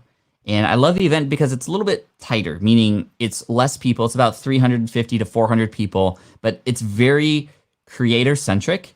And it's very family-like in terms of how people care for each other there, how professional it's put on. Obviously, is very good. And then just exploring Boise is really fun. Of all places, I wouldn't think that I would miss Boise, to be honest, but I do miss Boise. Really good ice cream and really good restaurants and just a cool vibe there. So yeah, I'm gonna miss speaking at Craft and Commerce for sure. Any of you been to Craft and Commerce? That's cool. Because every time I hear Boise, Idaho, I think of the potato gun that, oh my goodness, the gentleman's name escapes me right now. ClickFunnels. Russell Brunson. That's how he started his online world. He put together a video tutorial, sold how to make a potato gun. Because, Boise, Idaho. Every time I hear the name Russell Brunson, I think of Brussels sprouts. Every time. Russell Brunson, Brussels. I think of his potato gun that first appeared because I know most of his backstory before he was the ClickFunnels guy. Another timestamp? 31:45.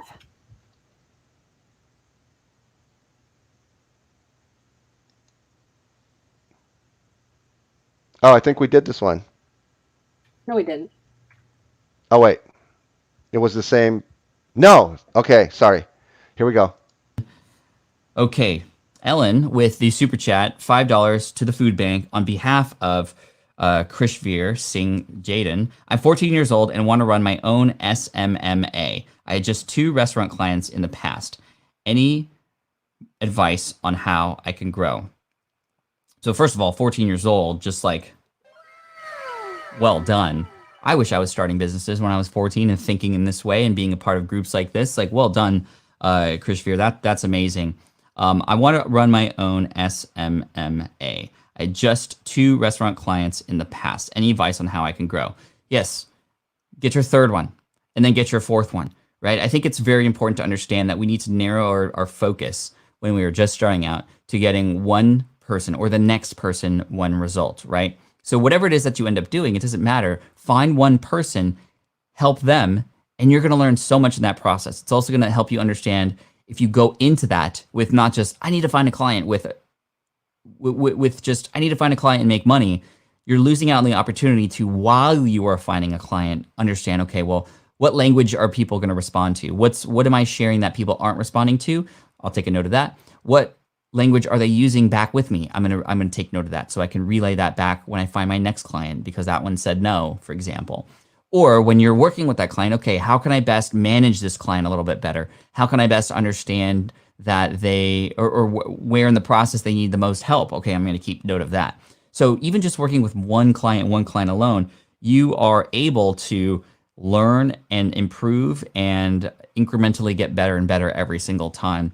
This is as opposed to what a lot of business owners want to do is they want to go, hey, I want to have 100 clients on day 1 on launch day, and I'm just gonna launch and go big, right? And that's hard because sometimes we don't know exactly what language to use and how we can best help people on day 1. But you will if you find one person and you work with them, and maybe you do it for free, maybe you do it for a discounted price or something. The fact that you're 14 doesn't matter. The fact that you're 14 means you have energy, you have time. And there popped up my question about a pilot program. Pause. Nice. I'm in the back looking for something on the, yeah, go ahead. So at that point, while he was still answering her question, I did my jackpot question, which we can't read now because here, I'll make it full screen. $7.77. Jackpot question. What is, and I put a winky face in case you can't tell.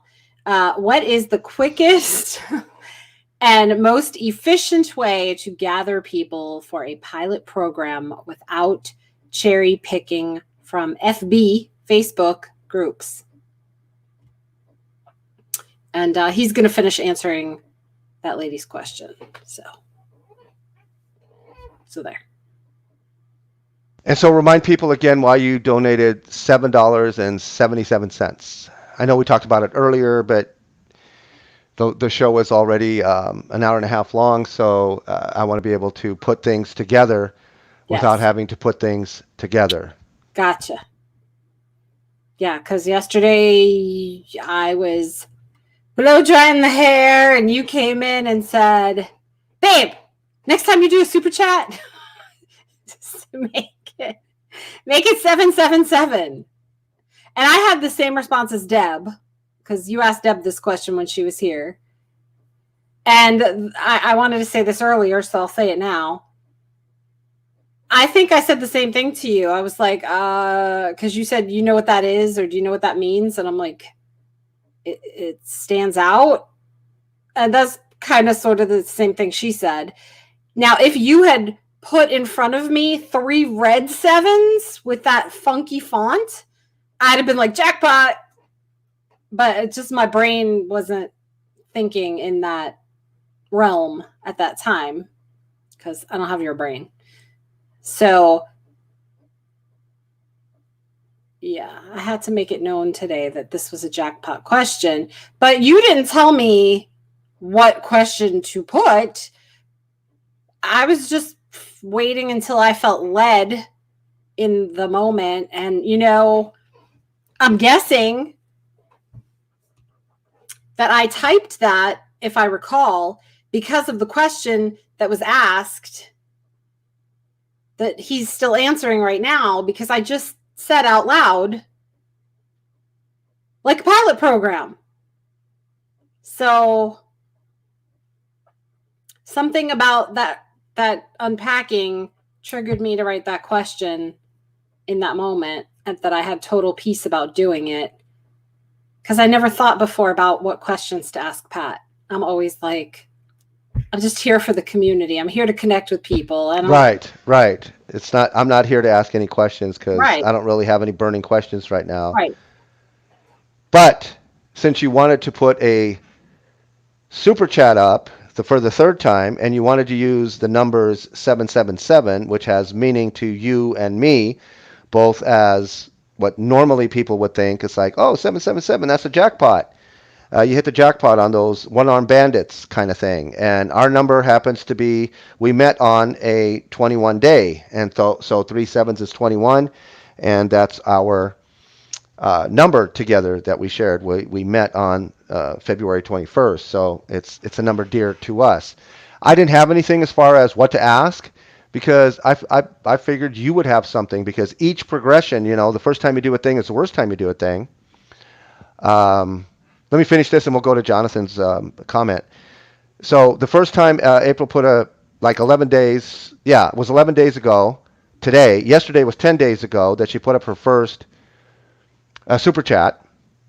And she just donated to Pat and to his cause because she loved the value and she wanted to give value back, because this is my wife. She's a giving, loving person, and she doesn't want anything in return, doesn't need anything in return. And when she receives something in return, she'll gladly accept it. The second time, she didn't even put a comment. She just put, I think, what was it? 20 bucks? The first time, no comment. The second time, I was just letting him know I appreciated what he does every day. The first time was what, $20? Yes. $20. Yesterday was $10. I've gone down. Yeah, you've gone down. So the first time was $20. Yesterday was $10, and then you left a little comment, and it was basically thanking him for the value that he's providing for you and others. And then after our talk yesterday, I just said make it 777, but I didn't tell you to comment on anything or to ask him anything. And so you're thinking, I need to donate 777, but what do I say? And so that came up. Is that true? Yeah, but I mean, I didn't go in there today with the intent of, today's the day I'm going to do the 777 thing. I just, in that moment, felt I pilot program came to mind based on what he was talking about. And so he triggered you, right? Pilot program, yeah. So he triggered you. Whatever he was talking about before, yeah, which we won't get into here. You guys can go just backtrack it. This is the 33:58 second mark, if you can't see it on the screen there. So just go to the 34 minute mark, and go back about 5 minutes or so, and you'll see exactly what triggered April. Okay, so then it was on the screen. It comes on the screen automatically. It's not that he's putting it there. He's got that set up that way for it automatically goes to that, and he's still talking about somebody else's question, so I'm sure he'll get to that. Yeah. Do you think most people in the audience, like what percentage, like 50% of the audience knows what a pilot program is, or 80-20, 80% know, or 80% don't know? So all you did was say pilot program. So do you think most people know, who are here in his target audience, based on the people that you've met so far and where they are on the path with following Pat? That's marketing jargon. That's advertising jargon. That's digital marketing jargon. Yeah, that's a common phrase. I mean, that's a known phrase. It's not like a click funnel, like if you walked around. Well, let's find out if Jonathan knows. Jonathan, do you know what a pilot program is? Yes or no? And let's go to his comment really quick, because, yeah. and whoever else is here, please just interact with us. Do you know what a pilot program is? And if it's yes, give us your definition. If it's no, just say no, and we'll give you our definition. In one of Pat's books, he talks about the 777, I think in reference to coming up with a business idea. Oh my goodness. See that? I didn't have Jonathan's brain, and neither did you. Wow. So now we're going to go look that up. Well, I'm going to go look that up because I like that. Mm-hmm. I totally want to be a part of that.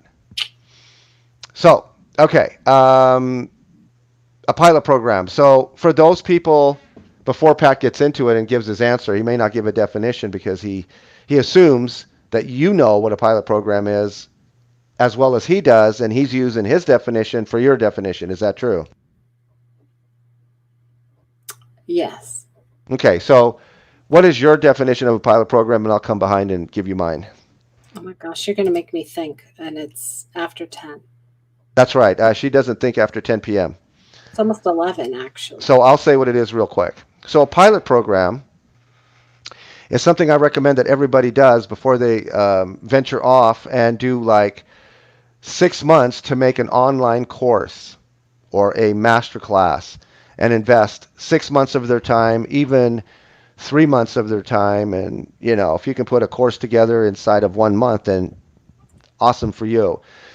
Do not invest time in creating your finished final draft of an online course or a masterclass before engaging in a pilot program.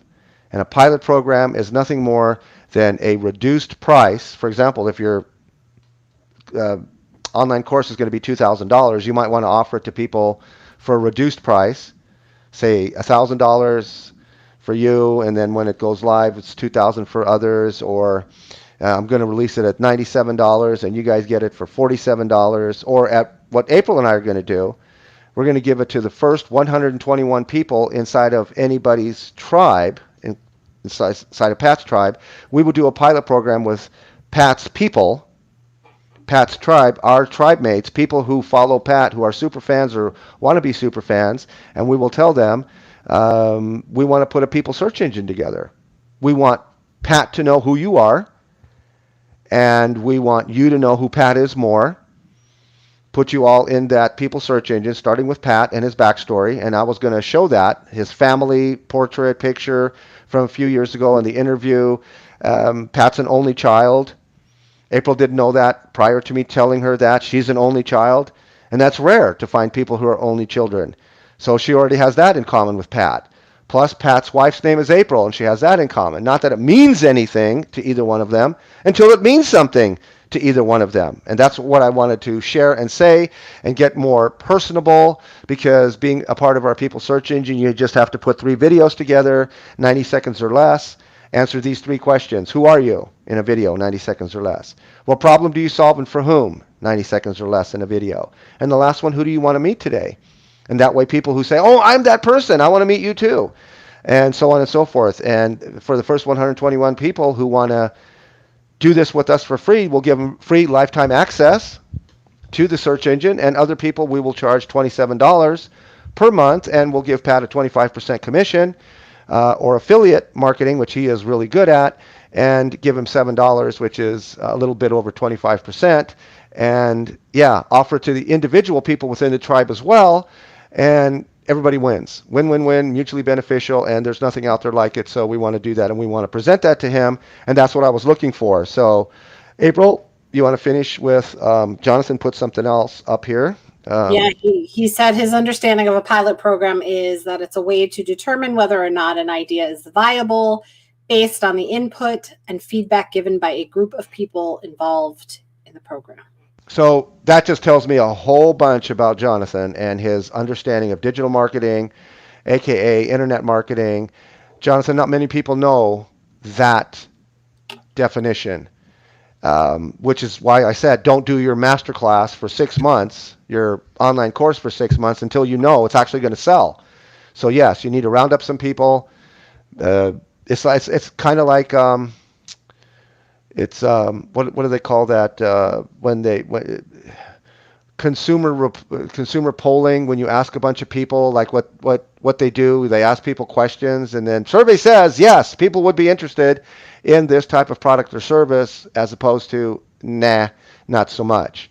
And so it would be interesting to know how many people have put blood, sweat, tears, money into their product, service, online course, masterclass, put money in it to advertise, Facebook ads, Google ads, and then found out nobody wants to take it, or very few people want to take it, and it's not going to go and be a viable business. So hopefully that's what Jonathan has done, or maybe want to do if he has a online course or anything like that, or a membership site. I think those are the 2 things that go together. Have a course, maybe it's the last 12 weeks, and then you can have a membership site to keep the people happy because they go like, what, this is over? I really like my camaraderie and this and that. And we find that that's a extremely a valid thing to do, to have a course, to have a master class, and then a membership site afterwards. Like I said, $27 to be part of the search engine. People can find you, you can find other people, and then do a deeper dive with us for a monthly fee of whatever, and then you're in the master class, you're in the inner circle, all of that good stuff. You're a super fan, not only of Pat's, but of ours, blah, blah, blah. And that's really basically what we're going to share with Pat. And I think I just summed that up in maybe 5 minutes or less. Anyways, Wow. where are we at? What's next? No, keep listening because he's going to talk about mine right after this. Okay, and then I'll go find where you asked him, like, how do we get in touch with them to No, that was already, we did that. We did? Yes, it was at the very beginning. It was only like 2 seconds. Okay, so I don't remember, but I'll put it back again. So as soon as I find it. Okay, go ahead. You just tell me when to stop. You have the ability to stay with somebody for longer. So, I mean, imagine you having this amazing advice to help one client get one result. They're going to continue to stick with you throughout their entire life, right? So you can go down that route and make it happen. I love that. Thank you so much for that question, and thank you, Ellen, for sort of asking on that. So I want to get to Jonathan's question before we move on here. Will you read that, please? He wants to create his course because he really wants to go outside of his comfort zone. Woohoo! Yes, Jonathan, you're my yes. I can help in that. But he says, but. Oh, he said, but he just wiped it all out. Jonathan, oh my goodness. But also, even if it doesn't sell, I have a bunch of friends who I would give it to because they ask me all the time. Are you a go-giver? He is. He's a total go-giver, and we should talk before you actually put even 1 minute into your course creation. We should talk. We should get what it is you have in your head, put it on the table. It's my 3 B's to anything. It's brain dump, brainstorm, and blueprint. Let April and myself help you. Don't be shy. Don't be afraid. We won't. We'll help you to feel comfortable in an uncomfortable situation when sharing your idea, your story. Maybe you don't even have confidence in it because he said, but, right? It's like, oh, I don't know if it's going to sell or not, but if it doesn't, I'm just going to give it to a few friends who are asking me. And I'm thinking, Jonathan, you're a little too humble on this, brother. You need to say if your friends want it, it's like there's other friends of friends that want it that you don't even know yet. April, thoughts on that? Oh, sure do it. I'm gonna fall. We're gonna hurry up and end this because it's 11 p.m. here Eastern time. Yes. The half of him. All right, there was another question here from April. I see your super chat. Thank you for that. I see one here from Startup Flame that I want to get to first. Let's see, where did that question go? Question: email automation tools are mostly delivered to promotional spam folders. How ConvertKit works? Can you shed some insight? Yeah, so I talk about this pretty extensively in my email marketing magic course. This relates to the idea of deliverability, right? How can you ensure that when you send an email, it gets into the right folder, meaning the person's primary folder and not into Gmail? Well, there's a couple tools that you can go to. Number one, there's one called Glock Apps. Let me see if I can find it here. Glock Apps. Let me see if I can find the other one. Until he gets back to. So go forward. Yeah, just hit your right arrow key, remember? Yes. How many times? Until he gets past this Glock Apps thing. And okay. He'll bring my super chat back up on the. Okay. And when he does, I'll go back 5 seconds.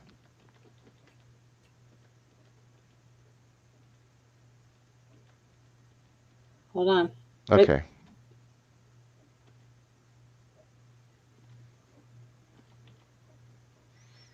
It's funny watching. Onto the second screen there. So I'm always looking at least at the comments or up at you when I answer and not down here. And down here, I can see the whole website or just what, the whole vision of what I'm doing. Okay. Okay. So this is the side view. What's that? He's doing behind the scenes. Yeah, and I love this side view. He's got his book Superfans on the back there, and that's the bulletin board that I was saying, how he puts all of his notes and letters and handwritten notes of thank yous, and it's just a constant reminder that he is serving an audience that is grateful for his content, and hopefully he thinks the same way I do, for his content provider-ness, for his personality. And we love Pat Flynn first and foremost, and he just happens to have really good content as well. And so you can see over on the right-hand side here, the comments and the super chat that came in, that he's looking at that screen on his laptop. And like he said, he can see the full screen over here looking at this monitor or this particular computer. So I love that. I just wanted to point that out because many people don't yet know about his board. So April here, super chat. Thank you so much for the super chat, April. Jackpot question: what is the quickest and most efficient way to gather people for a pilot program without cherry picking from a Facebook group? So how can you gather people for a beta program, essentially for a course? Let's call it a course, without cherry picking. Now, my question back to you, April, would be, why wouldn't you want to pick the people in there who would be perfect for this program? I think that you would want to, and maybe this is our definition of cherry picking, and it's a little bit different. But maybe it means, and you can maybe clarify for me, April, but maybe this means that you don't want, to have to go like, hey, excuse me, I have this course. Are you interested in it? Oh, no? Okay. How about you? Let me ask you for a DM. Are you interested in this course? Okay, no, never mind. I don't know if that's what you mean by cherry picking, but I would recommend that having a Facebook group is a great start because you've collected a group of. Okay, so is that what you mean? Let's go there first Yeah. so that we can understand the definitions that Pat has and that you have. So answer Yes. Pat's question. Yes. Which I did answer in the chat, but he didn't see it. So that's why we do this show, the after show Afterglow. This show, because while doing Q&A is good, greater would be if like I could jump into a seat with him and have Exactly, and that's like probably too much at this point in time for Pat because blank, and I don't know what that is. That's why we can do the after show here, and then we can take these clips and go, yes, this is exactly what April meant, or no, this is what she means now. So by cherry picking, what did you mean? Yeah, just going into a Facebook group and seeing who Going vibes into somebody else's Facebook group. Yes, and he was talking about creating your own Facebook group. Correct. There's a huge difference. We don't want to start at the bottom, right? That would be starting at the bottom. Right, but somebody did ask that for him to clarify that after he was done answering my question, and he did answer it. Okay, so let me say what I'm saying right now because this will help. So you don't want to start a Facebook group and cherry pick people and put in it. Right. But he's saying to start a Facebook group and cherry pick people and put them in it. Yeah. So that would have been clarified had you had that back and forth, or if he would have seen your text chat. Yeah. So should we give Pat a second opportunity to answer your first opportunity question about cherry picking and this and that, or might this be part of our presentation and say, hey Pat, why don't you just send us 121 people all at one time, and then we don't have to cherry pick them. We'll just see who's interested in the program, because we're going to ask them these questions, and then we will like weed out. Not weed out. That's a bad language. Just filter. That's the word I always use. Filter in the right people and filter out the wrong people who are not prepared to do what it is we want them to do to create those 3 videos to be part of our people search engine, which has everything to do with Pat, first and foremost, his tribe, and then each other, and then the people that follow them, because we have this is endless. I did ask him for 121 people at the very end of the stream, and then I had to go get the boy dressed to go out with his dad, and I thought, it's out of my hands now. If he sees it, he sees it. If he doesn't, he doesn't. And I don't think he did. So maybe we'll bring it to his attention now, because we're going to get to the end here pretty soon. Yeah, but you don't have the chat open, so I don't know. I could very easily do that. So yeah, go ahead. I'm gonna play this, and then when he's done, you finish up with what you heard. Sum it up for you. while I open up to where you asked him the question. Pat. But you didn't say Pat. You just put question. And I recommend people put question. Question. I put jackpot and big word question. No, this is the one that I wanted to put up. I don't know if we put this up. This was at the 21-minute, 5-second timestamp. You asked question. So when people put the word question or put it all in caps, you just title capped it. But if you put it all in caps, question at the very beginning, then it's easier for him to find your question because he just kind of scrolls through. He doesn't read every single thing. So that's something he hasn't yet said per se. He does say how to be creative with putting your URL because people don't know that Google doesn't allow that. So just put your domain, and then in parentheses the word dot, and then whatever it is, com/whatever. So you said question, what is the best way to get in touch with you with a collaboration idea? And he basically said his email address, and we'll get to that as soon as I can. Pat@patflynn.com. I believe that's what he said, yes. So back to this. People who have a very similar interest, right? Or else they wouldn't be in that Facebook group. Having that is a great start to eventually getting to a pilot program. But how do we connect the two? So what you could do, for example, is try to engage with this audience and have conversations in and around the problem that you are trying to solve. So let's say, for example, you have a very unique diet plan, right? That or maybe an air fryer program, right? Because I think, did you mention that you bought an air fryer? I can't remember if that was you, but let's just talk about you have a pilot program for a cooking sort of class and you're going to be primarily using the air fryer, right? And you want to use this group to find out, well, who in here would be interested in being a part of this pilot program? Instead of just going in the Facebook group and going like, hey guys, I have this program that's coming out about using an air fryer. If you're all interested, let me know and sign up here. You're asking to marry me before we even got on a date, right? I know who you are. We need to go on a few dates first, and then you can ask me to marry you, or I can ask you to marry me. Well, however it works out. But what hashtag bruh. Thank you for that super chat, John. I appreciate it. I'll get to that question in just a minute. And I also saw another question earlier that I want to address related to the 32-button Ecamm tool here that I'm using from Elgato Stream Deck. Anyway, to answer this question, so what I would recommend is first start having conversations about the thing that you're the problem that you're solving. So I would have a question posed. Wait a second. Did Pat say the problem that you're solving?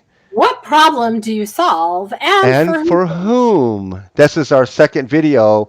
And people put up their websites without having these 3 videos up. So people can know this. Or even if they don't have these 3 videos, 90 seconds or less up, that we ask, who are you? What problem are you solving for whom? And who do you want to meet today? I think that's paramount in your brand and who you are, and to attract the right people and repel the wrong people.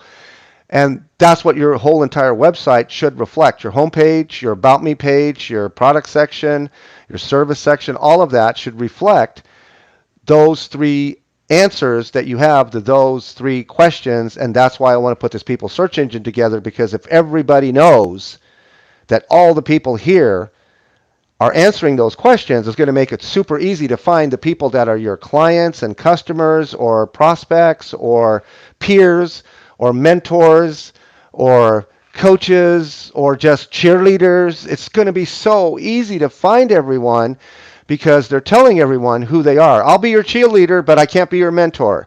I'll be your mentor, but I don't like being your cheerleader. That kind of thing. It's like, that's huge. If a person can go to a central watering hole and start with Pat's tribe, it's like, oh my goodness. In my mind, this is so beautiful and perfect. It's like Google and beyond, because Google wants to organize all of the web, the information on the web. And I want to organize all the people in a certain tribe on the web. And in this case, starting with Pat, on my way to Brene Brown, and on your way to, I forgot. Oh my goodness, I forgot your Tim guy. Tebow. Yeah, Tim Tebow. that guy. Sorry, Tim. I just ran into a blank because sometimes I do because I got too much on my mind. So, yeah, he said the problem that you solve for these people that you want to put in your pilot program. And hopefully that is resonating with Jonathan and everybody else that will be reading this, seeing this. Um, I just, out of curiosity, while you're doing what you're doing, I went to see how long he actually invested in answering my question. 8 minutes. wow! He doesn't even do that for a website review, much less a question. That I'm going to have to see what the stats are on the average time he invests in answering a question. That woohoo! I got to ring a bell. Jonathan says, as hashtag the income stream grows in popularity, he will have to get a moderator to pick out the questions that are not super chats. I agree with you, Jonathan, and that's another part of why we do what we do.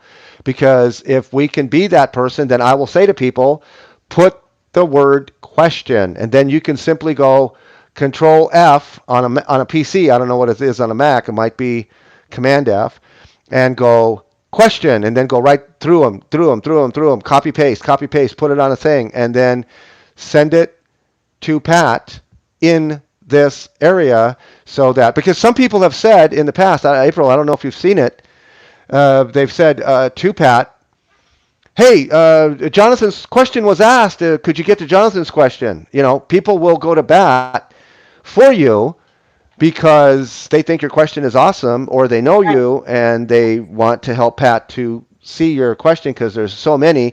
And Jonathan's right. When we get to, there's 1,500 people that watch it now, most of them probably live and a few on replay. But still, imagine if this gets really, really big and the comments just go flying by. So I don't know how Pat's going to handle that. But yes, a moderator or 2 or 3 would be amazing. Yeah, the comments are already flying by, and there's 175 people at one clip.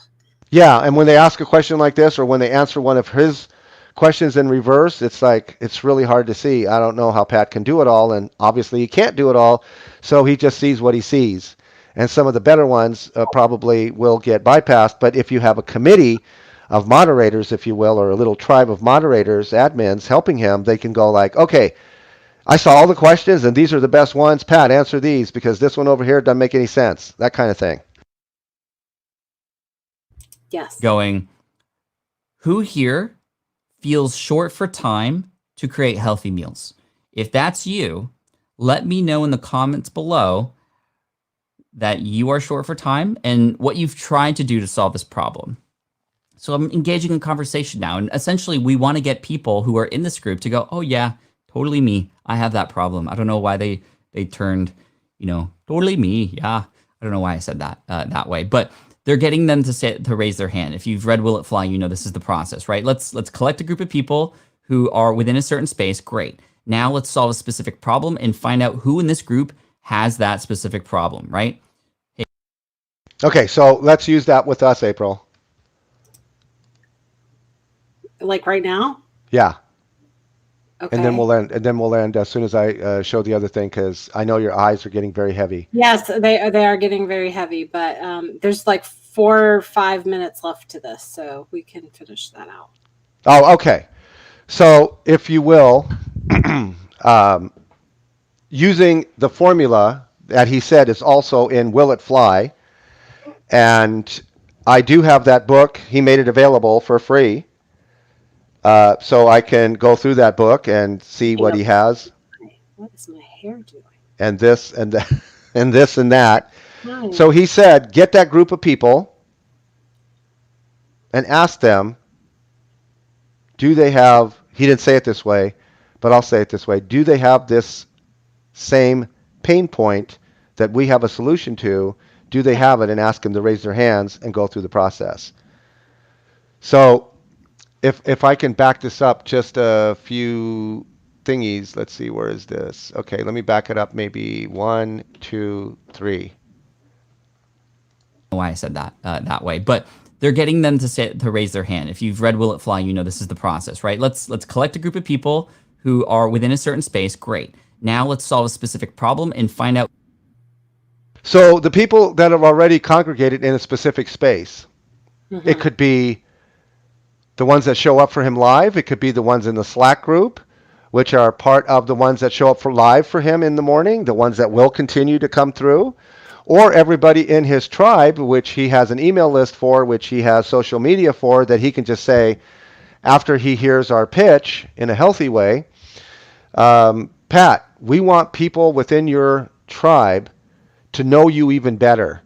And April and I want to say, look, here are some videos. This is your story from 2008, because not everybody knows where to go. And Pat has so much content.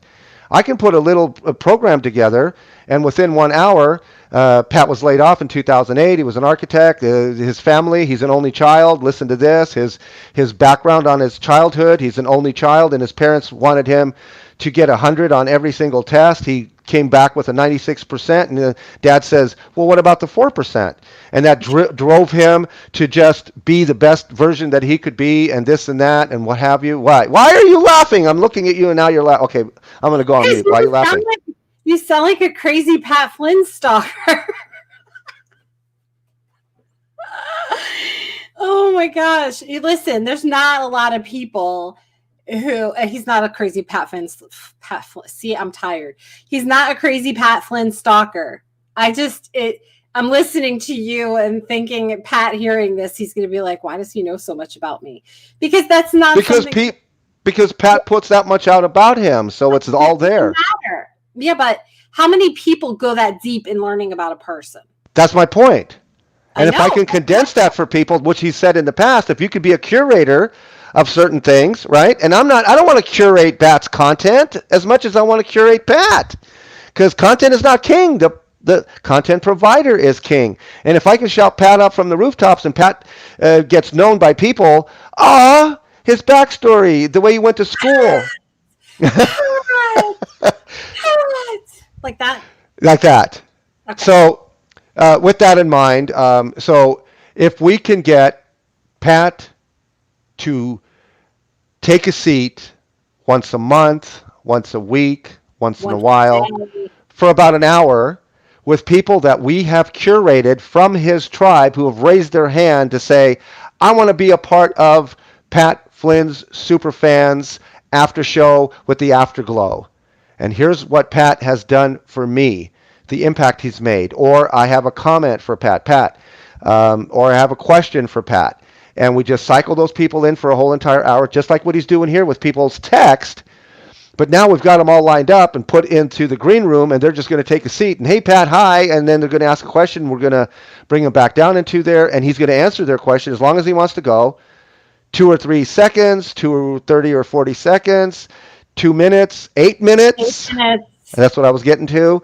And or beyond, or whatever Pat feels in the moment. And we can have that with new people cycling through each and every month, each and every week, or each and every once in a while. And I think Pat will be a part of that. And even if he's not a part of that, we can still bring people up with his blessing and say, if you could say anything to Pat, what would it be? If you could thank Pat for anything, what the impact made. So we could do this without Pat being there, because you and I are be there and cycle people in and out.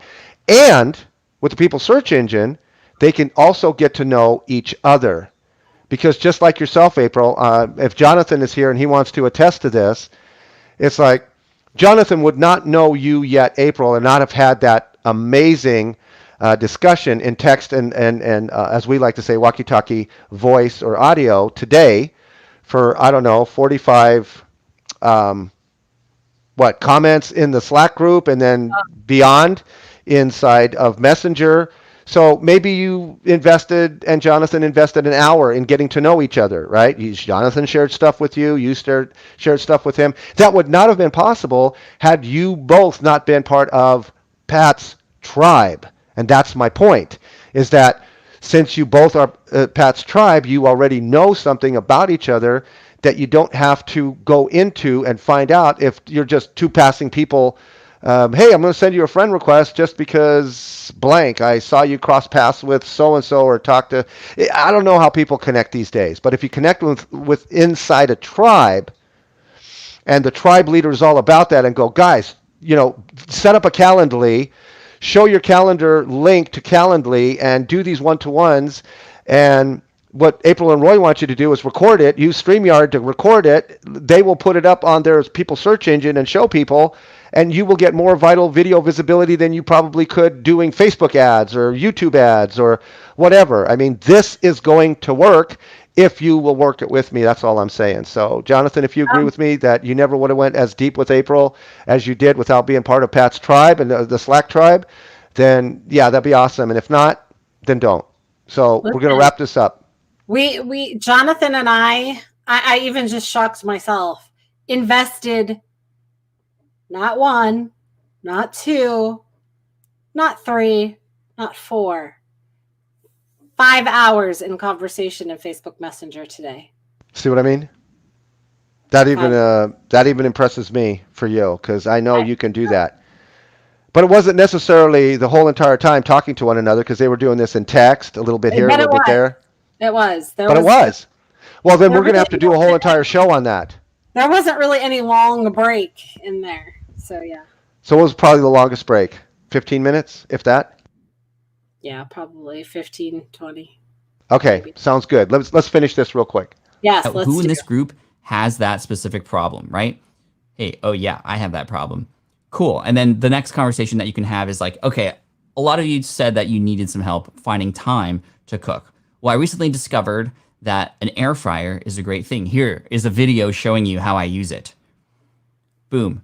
Air fryer video of you, how quick it and again, if time is the thing, then let's make time a part of it, right? So hey guys, I want to show you really quick, and this is free value, right? Like, hey, I want to show you a quick recipe. It literally took me 6 minutes to create, so I'm going to put the timer here so I can just show you how quickly this all happened, right? So boom, timer's on, chop, chop, chop, chop, chop, put it in, ding. Hey, look at this okra, fried okra. Love it. It's amazing, isn't it? Okra, that's what we need. It's healthy because it was done with the air fryer. So hopefully you're all following with the example, because I'm not even done yet. How many of you would like to see some more videos about me cooking with the air fryer? I actually have a webinar where I want to share with you some more recipes and fun things like this about using the air fryer. I'm going to share 3 or 4 more. If you like what you saw here, register here. Okay, so now I'm going from like a little yes to like a bigger yes to like a bigger yes. I actually haven't had them ask to pay for anything yet, but I've proven that they want to keep going, right? And so if nobody said yes on that initial comment thing, that I would know, okay, all right, I hear you. I'm not going to even focus anymore on this. I'm going to try to find something else that is a problem that you actually need help with, right? So I'm getting green light after green light after green light. And then on that webinar, share some more value and go, hey, by the way, there's been so much interest in this lately. I'm actually going to be creating a program, and I'm running a pilot program right now for 20 people. If you're interested in being one of those first 20 people, I'm thinking about selling this for $99 in the future. But for right now, I'm going to cut the price in half, and you can work with me together to create this amazing air fryer course that I'm putting together. Here's the outline for it. Here's what I'm imagining. There's going to be 20 recipes. I'm going to give you some discounts to air fryers. I'm going to give you this and that and this. And ultimately, I want you to get some time back and have some healthy food for your family. If you're interested in that, click here to purchase now. I'm only taking 20 people. And what's really cool about this is you get the 20 people.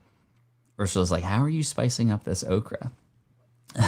It's breaded with panko and some egg and some oregano and Italian spices with maybe a little bit of you can tell Pat loves to cook. Oh my gosh, yes. He cracks me up. He was really I love that. I love that though, that he went as deep as he did, as long as he did. And basically that's what I said earlier, you do it at a reduced price. Usually it's half price. I went 2,000, he went 97 or 100. But sweetheart, he's doing it in increments, He's like, okay, I'm going to give an ask. Is this something that interests you? If so, you're going to get a green light, or you're going to get a stoplight, or you get crickets, or what have you. And then if there is a green light, you give them that thing of value. And then if they bite on that, then you're like, oh, and if you like that, I got this. And if you like that, I like. There's steps. There's not just putting your stuff out there for 2 hours, 18 minutes, and 32 seconds. And then Jonathan going, oh my goodness, like, what are you guys doing? I don't get it. Like, you're just unpacking Pat. I don't get what that has to do with the net friending movement. People are confused. Well, maybe he does. So, Jonathan, if you can answer that question, do you know more now what April and I are doing, or April is doing by herself, or I'm doing by myself with all of this that you saw today? So I'm going to catch up on his 3 comments that he has so far. So he's confirming that it was no more than 15 minutes, like 3 or 4 times, which was amazing in a 5-hour. This is unheard of. So, Jonathan, my question to you, you can just answer yes or no. Is this the normal thing for you to involve yourself with another person, going the distance with them for 5 hours, no more than 15-minute breaks in between, doing it in text and having the other person do some audio, video like April did? I don't think she did any video. She probably did a lot of audio, because that's who she is. So the question is yes or no. Is this the norm for you, or was this with April just blank for you today? Fill in the blank. Was it amazing? Was it mediocre, or anything in between? His next question, or his next comment. And if I'm being honest, only if. Only if, and I think he's being honest. Yes. He felt a connection with me the very first day that we talked about autism, as he himself grew up on the autism spectrum. So there's another Me Too moment, and this is what I talk about a lot, right, April? I talk about when people start sharing who they are. That's why you could put up the intimacy definition if you have it handy, because I love that. So when people start sharing stuff about themselves, and if you're a Brene Brown fan like I am, just be vulnerable. Share your shame and guilt story. That was maybe your shame and guilt story, or it might still be. Or just share deeply about yourself. Intimacy. Intimacy, the best definition I ever heard was into me see. Just like she's got it up on the lower third here. So I always go first. I start to say deep stuff to people. And a lot of times I'll start with something like my mom, who just passed 2 years ago. And I always say I'm the proud son of a Holocaust survivor. My mom was part of Hitler's concentration camp when she was 11. She's the oldest of 6. All the kids survived, but she watched her mom die in front of her eyes. And that's a story. And then she said to me when I was like 2nd, 3rd grade, she said, son, I always want you to forgive people who will in life, say things and do things that will hurt you, and just forgive them, because I forgave Hitler, and so I want you to forgive Hitler. And I never forgot that. And as her firstborn of 4 kids, see, I'm telling you things about me, and you're going to go like, oh, me too, or hey, I can relate to that. And then people come and go deep with me, and then you end up with a 5-hour conversation, if you will, in text and talk, the way that April and Jonathan did, which is amazing. Thoughts? And you want to add his next comment? He said, well, he's describing. Oh, wait, no. First he said, oh my God, I don't think he did the air drums at the end of the show today. He usually does it at the beginning. He reminds me of Animal from the Muppet Show when he does that, And here's the Me Too movement or moment for April. So her former husband he's still a drummer in a band, and he plays like, a few times a night, his gigs. So April's all about drummers. I used to be all about drummers. Okay. So Jonathan says what he's describing with his pilot program is essentially a funnel, but with a different name. Yeah, kind of, sort of, especially since you kept saying, ask for this, and they'll raise their hand, they'll say yes. They can only go so far. And the more you ask, because that's what a funnel is. You just start real wide with a lot of people, and then you narrow it down by asking them certain asks. Or, is this you? If so, click here. If this is not you, well, thank you so much, and bye for now. Thanks for listening, and bye for now. When I connect with someone, yes. But it's rare that I trust someone enough to do that. Ooh, he talked about trust. I have a whole mantra about trust. I'm not going to go into that. Yes. I'm not going to go into that, but Jonathan, I want to tell you one thing. Trust is not earned. Trust is either given or withheld. Be careful what you do with your trust. So with that, are we done with this thing or not yet? I don't. So, No, a couple more minutes. did everybody follow along? Do we see how we might be able to take a group of people that we've collected, hone in on who might be having some issues there, and create something to solve that problem? Let me know in the chat if you followed that. I want to make sure that we can sort of understand that process, right? What happens too often is you get this group and you get so excited. Oh my gosh, all these people are here because they want to cook and do things faster. Who wants to buy my program? And it's like, no, whoa, okay, hold up. Hold your horses a little bit.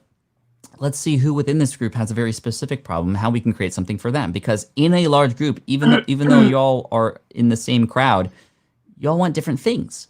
So we need. Was that for me to pause or? That was for me to go, yeah.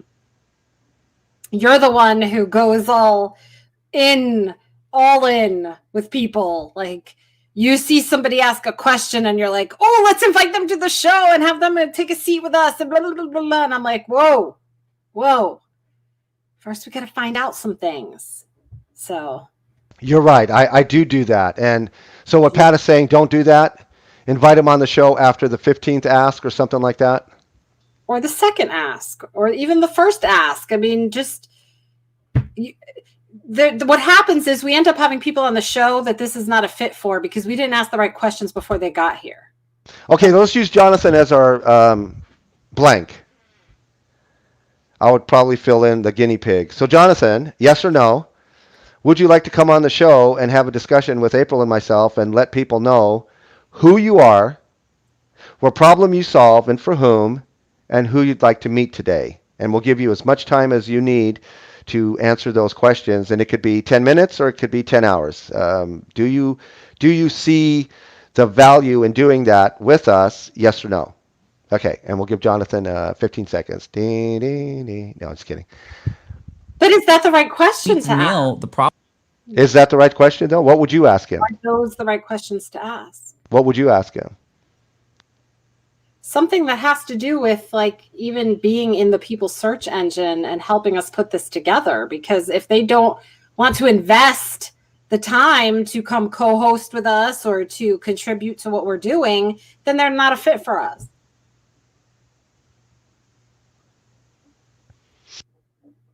Just saying. Oh, analogy. I'm the guy that wants you to be available for me when I have a question, but don't ask me if I need help numerous times. Analogy for you're muted. I'm sorry. So I think, Jonathan, is what you're saying you want to be a lurker and not an active participant? You just want to lurk in the background and wait until you have a question and then ask it and not interact with the people who are leading it or part of it and go, hey, Jonathan, do you need some help with that or this? And ask it like once a week, once in a while, once a month, that kind of thing. I'm just asking because he said analogy, so I don't know if he's just making up an example or if well, he did say I'm the guy. And then he said, but, which means he wiped it all out. So basically what he's saying is, don't ask me, I'll ask you. But he's talking about a salesman like approach. So if you're in a Facebook group and somebody's being salesy, you know, if you're joining a Facebook group, you might and you and I have talked about this. You might go in and have one question that you want answered, and now you've gotten it answered, and there's still all of this information coming at you and people wanting to connect or getting you to talk about, participate in, buy a program. And you're like, I've got what I needed. Thanks. Leave me alone. Okay. Gotcha. If that's what Jonathan's talking about, then I'm in. Because he did say he was talking. Oh, sorry. He was talking about the salesman in stores, right? Yeah. Yes. But he says, I'm talking about when approaching someone wanting to cherry pick them. I think you need to take a warmer approach. Yeah, no. And you know, you only have 200 characters in YouTube.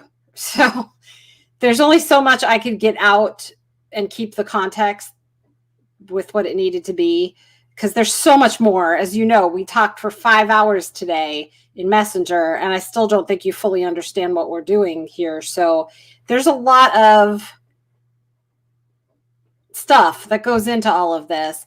And when I say cherry pick, I don't mean in a salesy way. I don't mean I'm going into a Facebook group and I'm going to go, who can I just pluck out of here today for my pitch?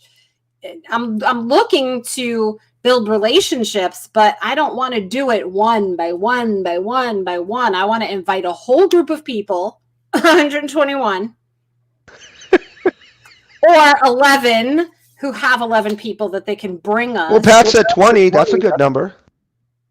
20 or 121. Anyway, my point is bring a bunch of people into one space and have me just vet them all at one time instead of going and doing the one question asked to the one person and then taking it to Messenger and having a one-to-one conversation here and a one-to-one conversation. Can you imagine if I invested 5 hours with every Jonathan that I met? I'd never get to my point B. And already I've been doing this for 4 years and still here we are. And he still doesn't understand it. So what if you took that 5 hours and we had a pilot program and we said to Pat Flynn, hey, Pat, we need 121 people or 120 people. Let's make it an even number because 121 is our favorite number, 11 squared. So 11 squared is 121 people. And out of the hundreds of thousands of people that he has, I don't know, maybe he has 1 million people following him. There should be 121 of them that would want to do what we want them to do. So instead of meeting with them one at a time, we can say, okay, today, here's the question. Do you want to do the first video, 90 seconds or less? And here's what we want you to do. Tell us who you are and just answer these 11 questions. And then from these videos, we will choose 121 people or 200 people or 300 people, how many ever people do it, then you can move on to the next day and the next video. So it's basically like a challenge. Yeah. So the first part is if they don't do a video, then they're already out. And we don't need them. They don't fit. Yeah, they don't fit. We can't help them. They can't help us. When they do the videos, then we can unpack them like this here, like we're doing with this. And we can invite people to take a seat with us and get different perspectives on, hey, I told you this a while ago. It's like, remember the game Love Connection? This is this is just another form of that. Is this person a fit for you? If you saw this video, how would you receive it? What would you think about it? How could this person improve in conveying who they are or what problem they solve? How could they make it clearer? All that. Yeah. Yeah, absolutely. And so Jonathan answers that question. April, if you would read that. When we asked him about being on the show, he says he'll give a definite maybe. I'll take it. He has to think about it to figure out if what we're doing is right for him and for us. Vice versa. Absolutely. Think about it as much as possible. If you need more information, just contact April. Just contact. Yeah, it's best if you ask your questions in voice. I don't know if you know how to use voice, but April will tell you how to use voice. And if you use a computer, you can go a little longer than a minute on mobile in Messenger because that's always best. It's like, April, did you mean this?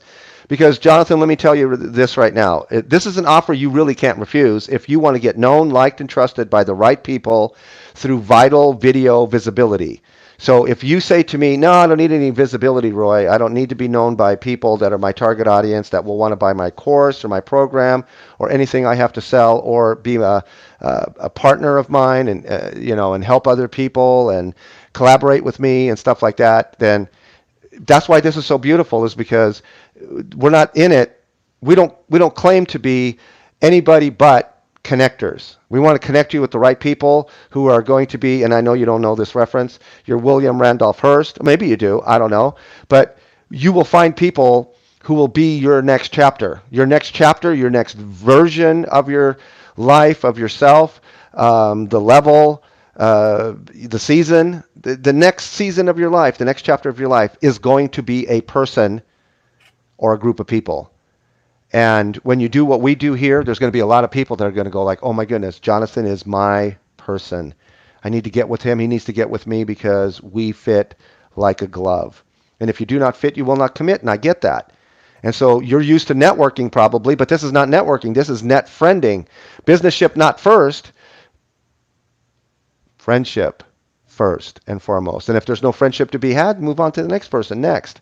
And so we want to see this with as many people as we possibly can. So I can see and probably hear and vet you to say and blab you to say, you don't quite understand what we're doing here. If we can provide you with a customer per day, a client per day, or 10 or 20 of them, would you be in? Yes or no?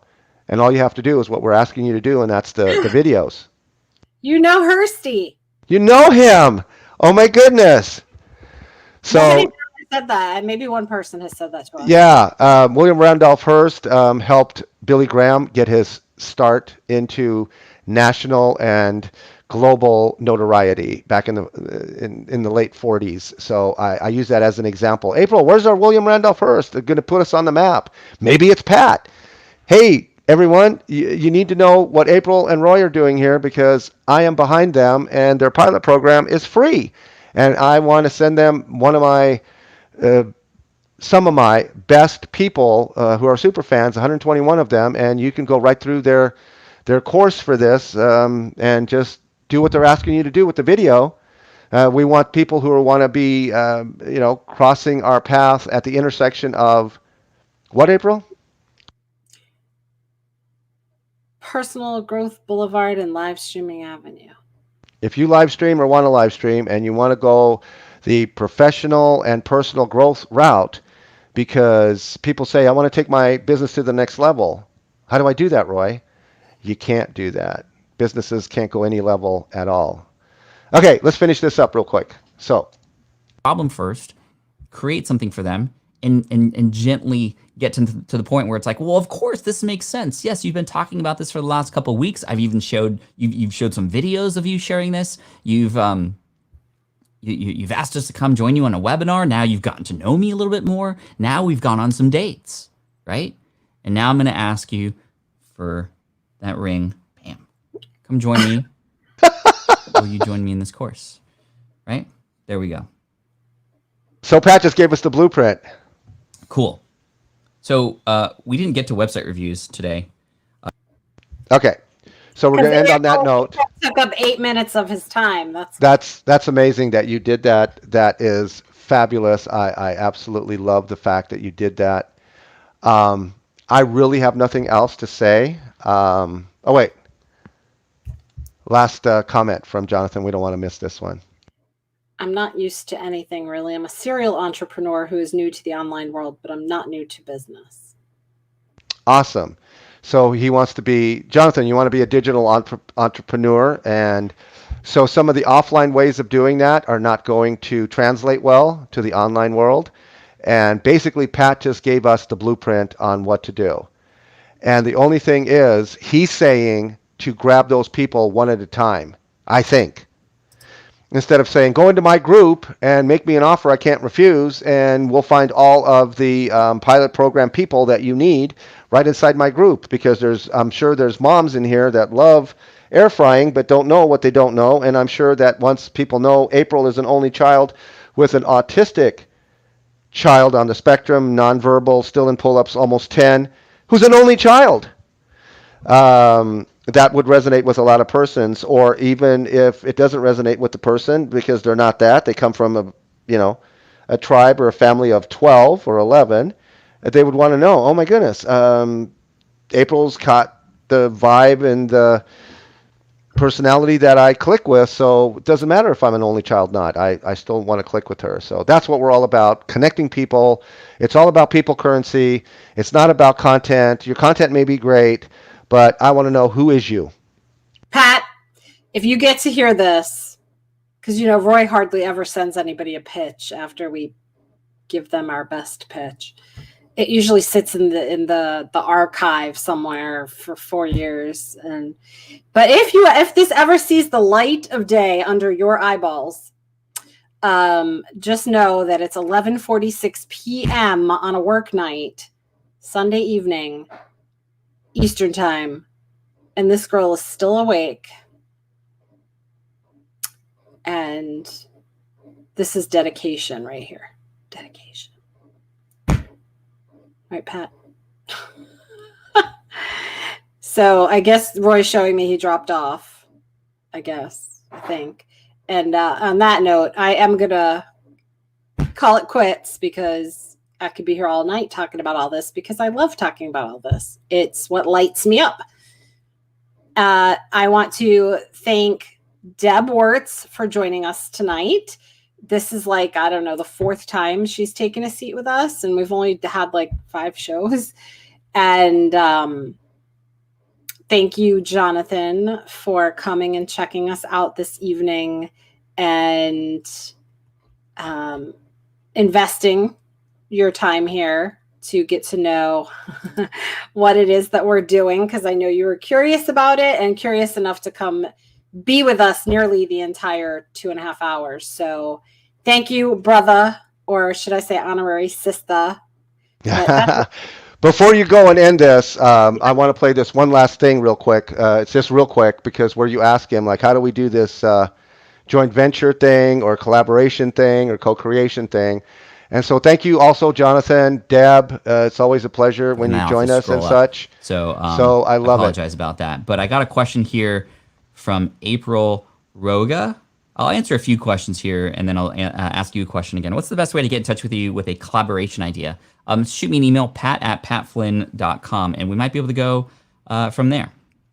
We might be able to go from there. Yeah, of course, because he doesn't want to give you a for sure we can go because your collaboration might be crazy, and Pat doesn't want to put his name to it. But I really believe that Pat will see that we are people-oriented, people currency. It's like something he might have dreamed of before, but doesn't know how to necessarily implement because he doesn't have the wherewithal. And that's why God connects people with each other. I call each other divine connections. If Pat can see the validity of all of that, if he believes something similar to that, then awesome. And if not, then Pat's the person will lead to the person because now we have a lot more stuff and we can just share this with Brene Brown and go like, Pat, do you want to do this with us? You want to do it with us? And then maybe she does. Okay, I'm done. I'm jumping out. Good night, everyone. Good night, everyone.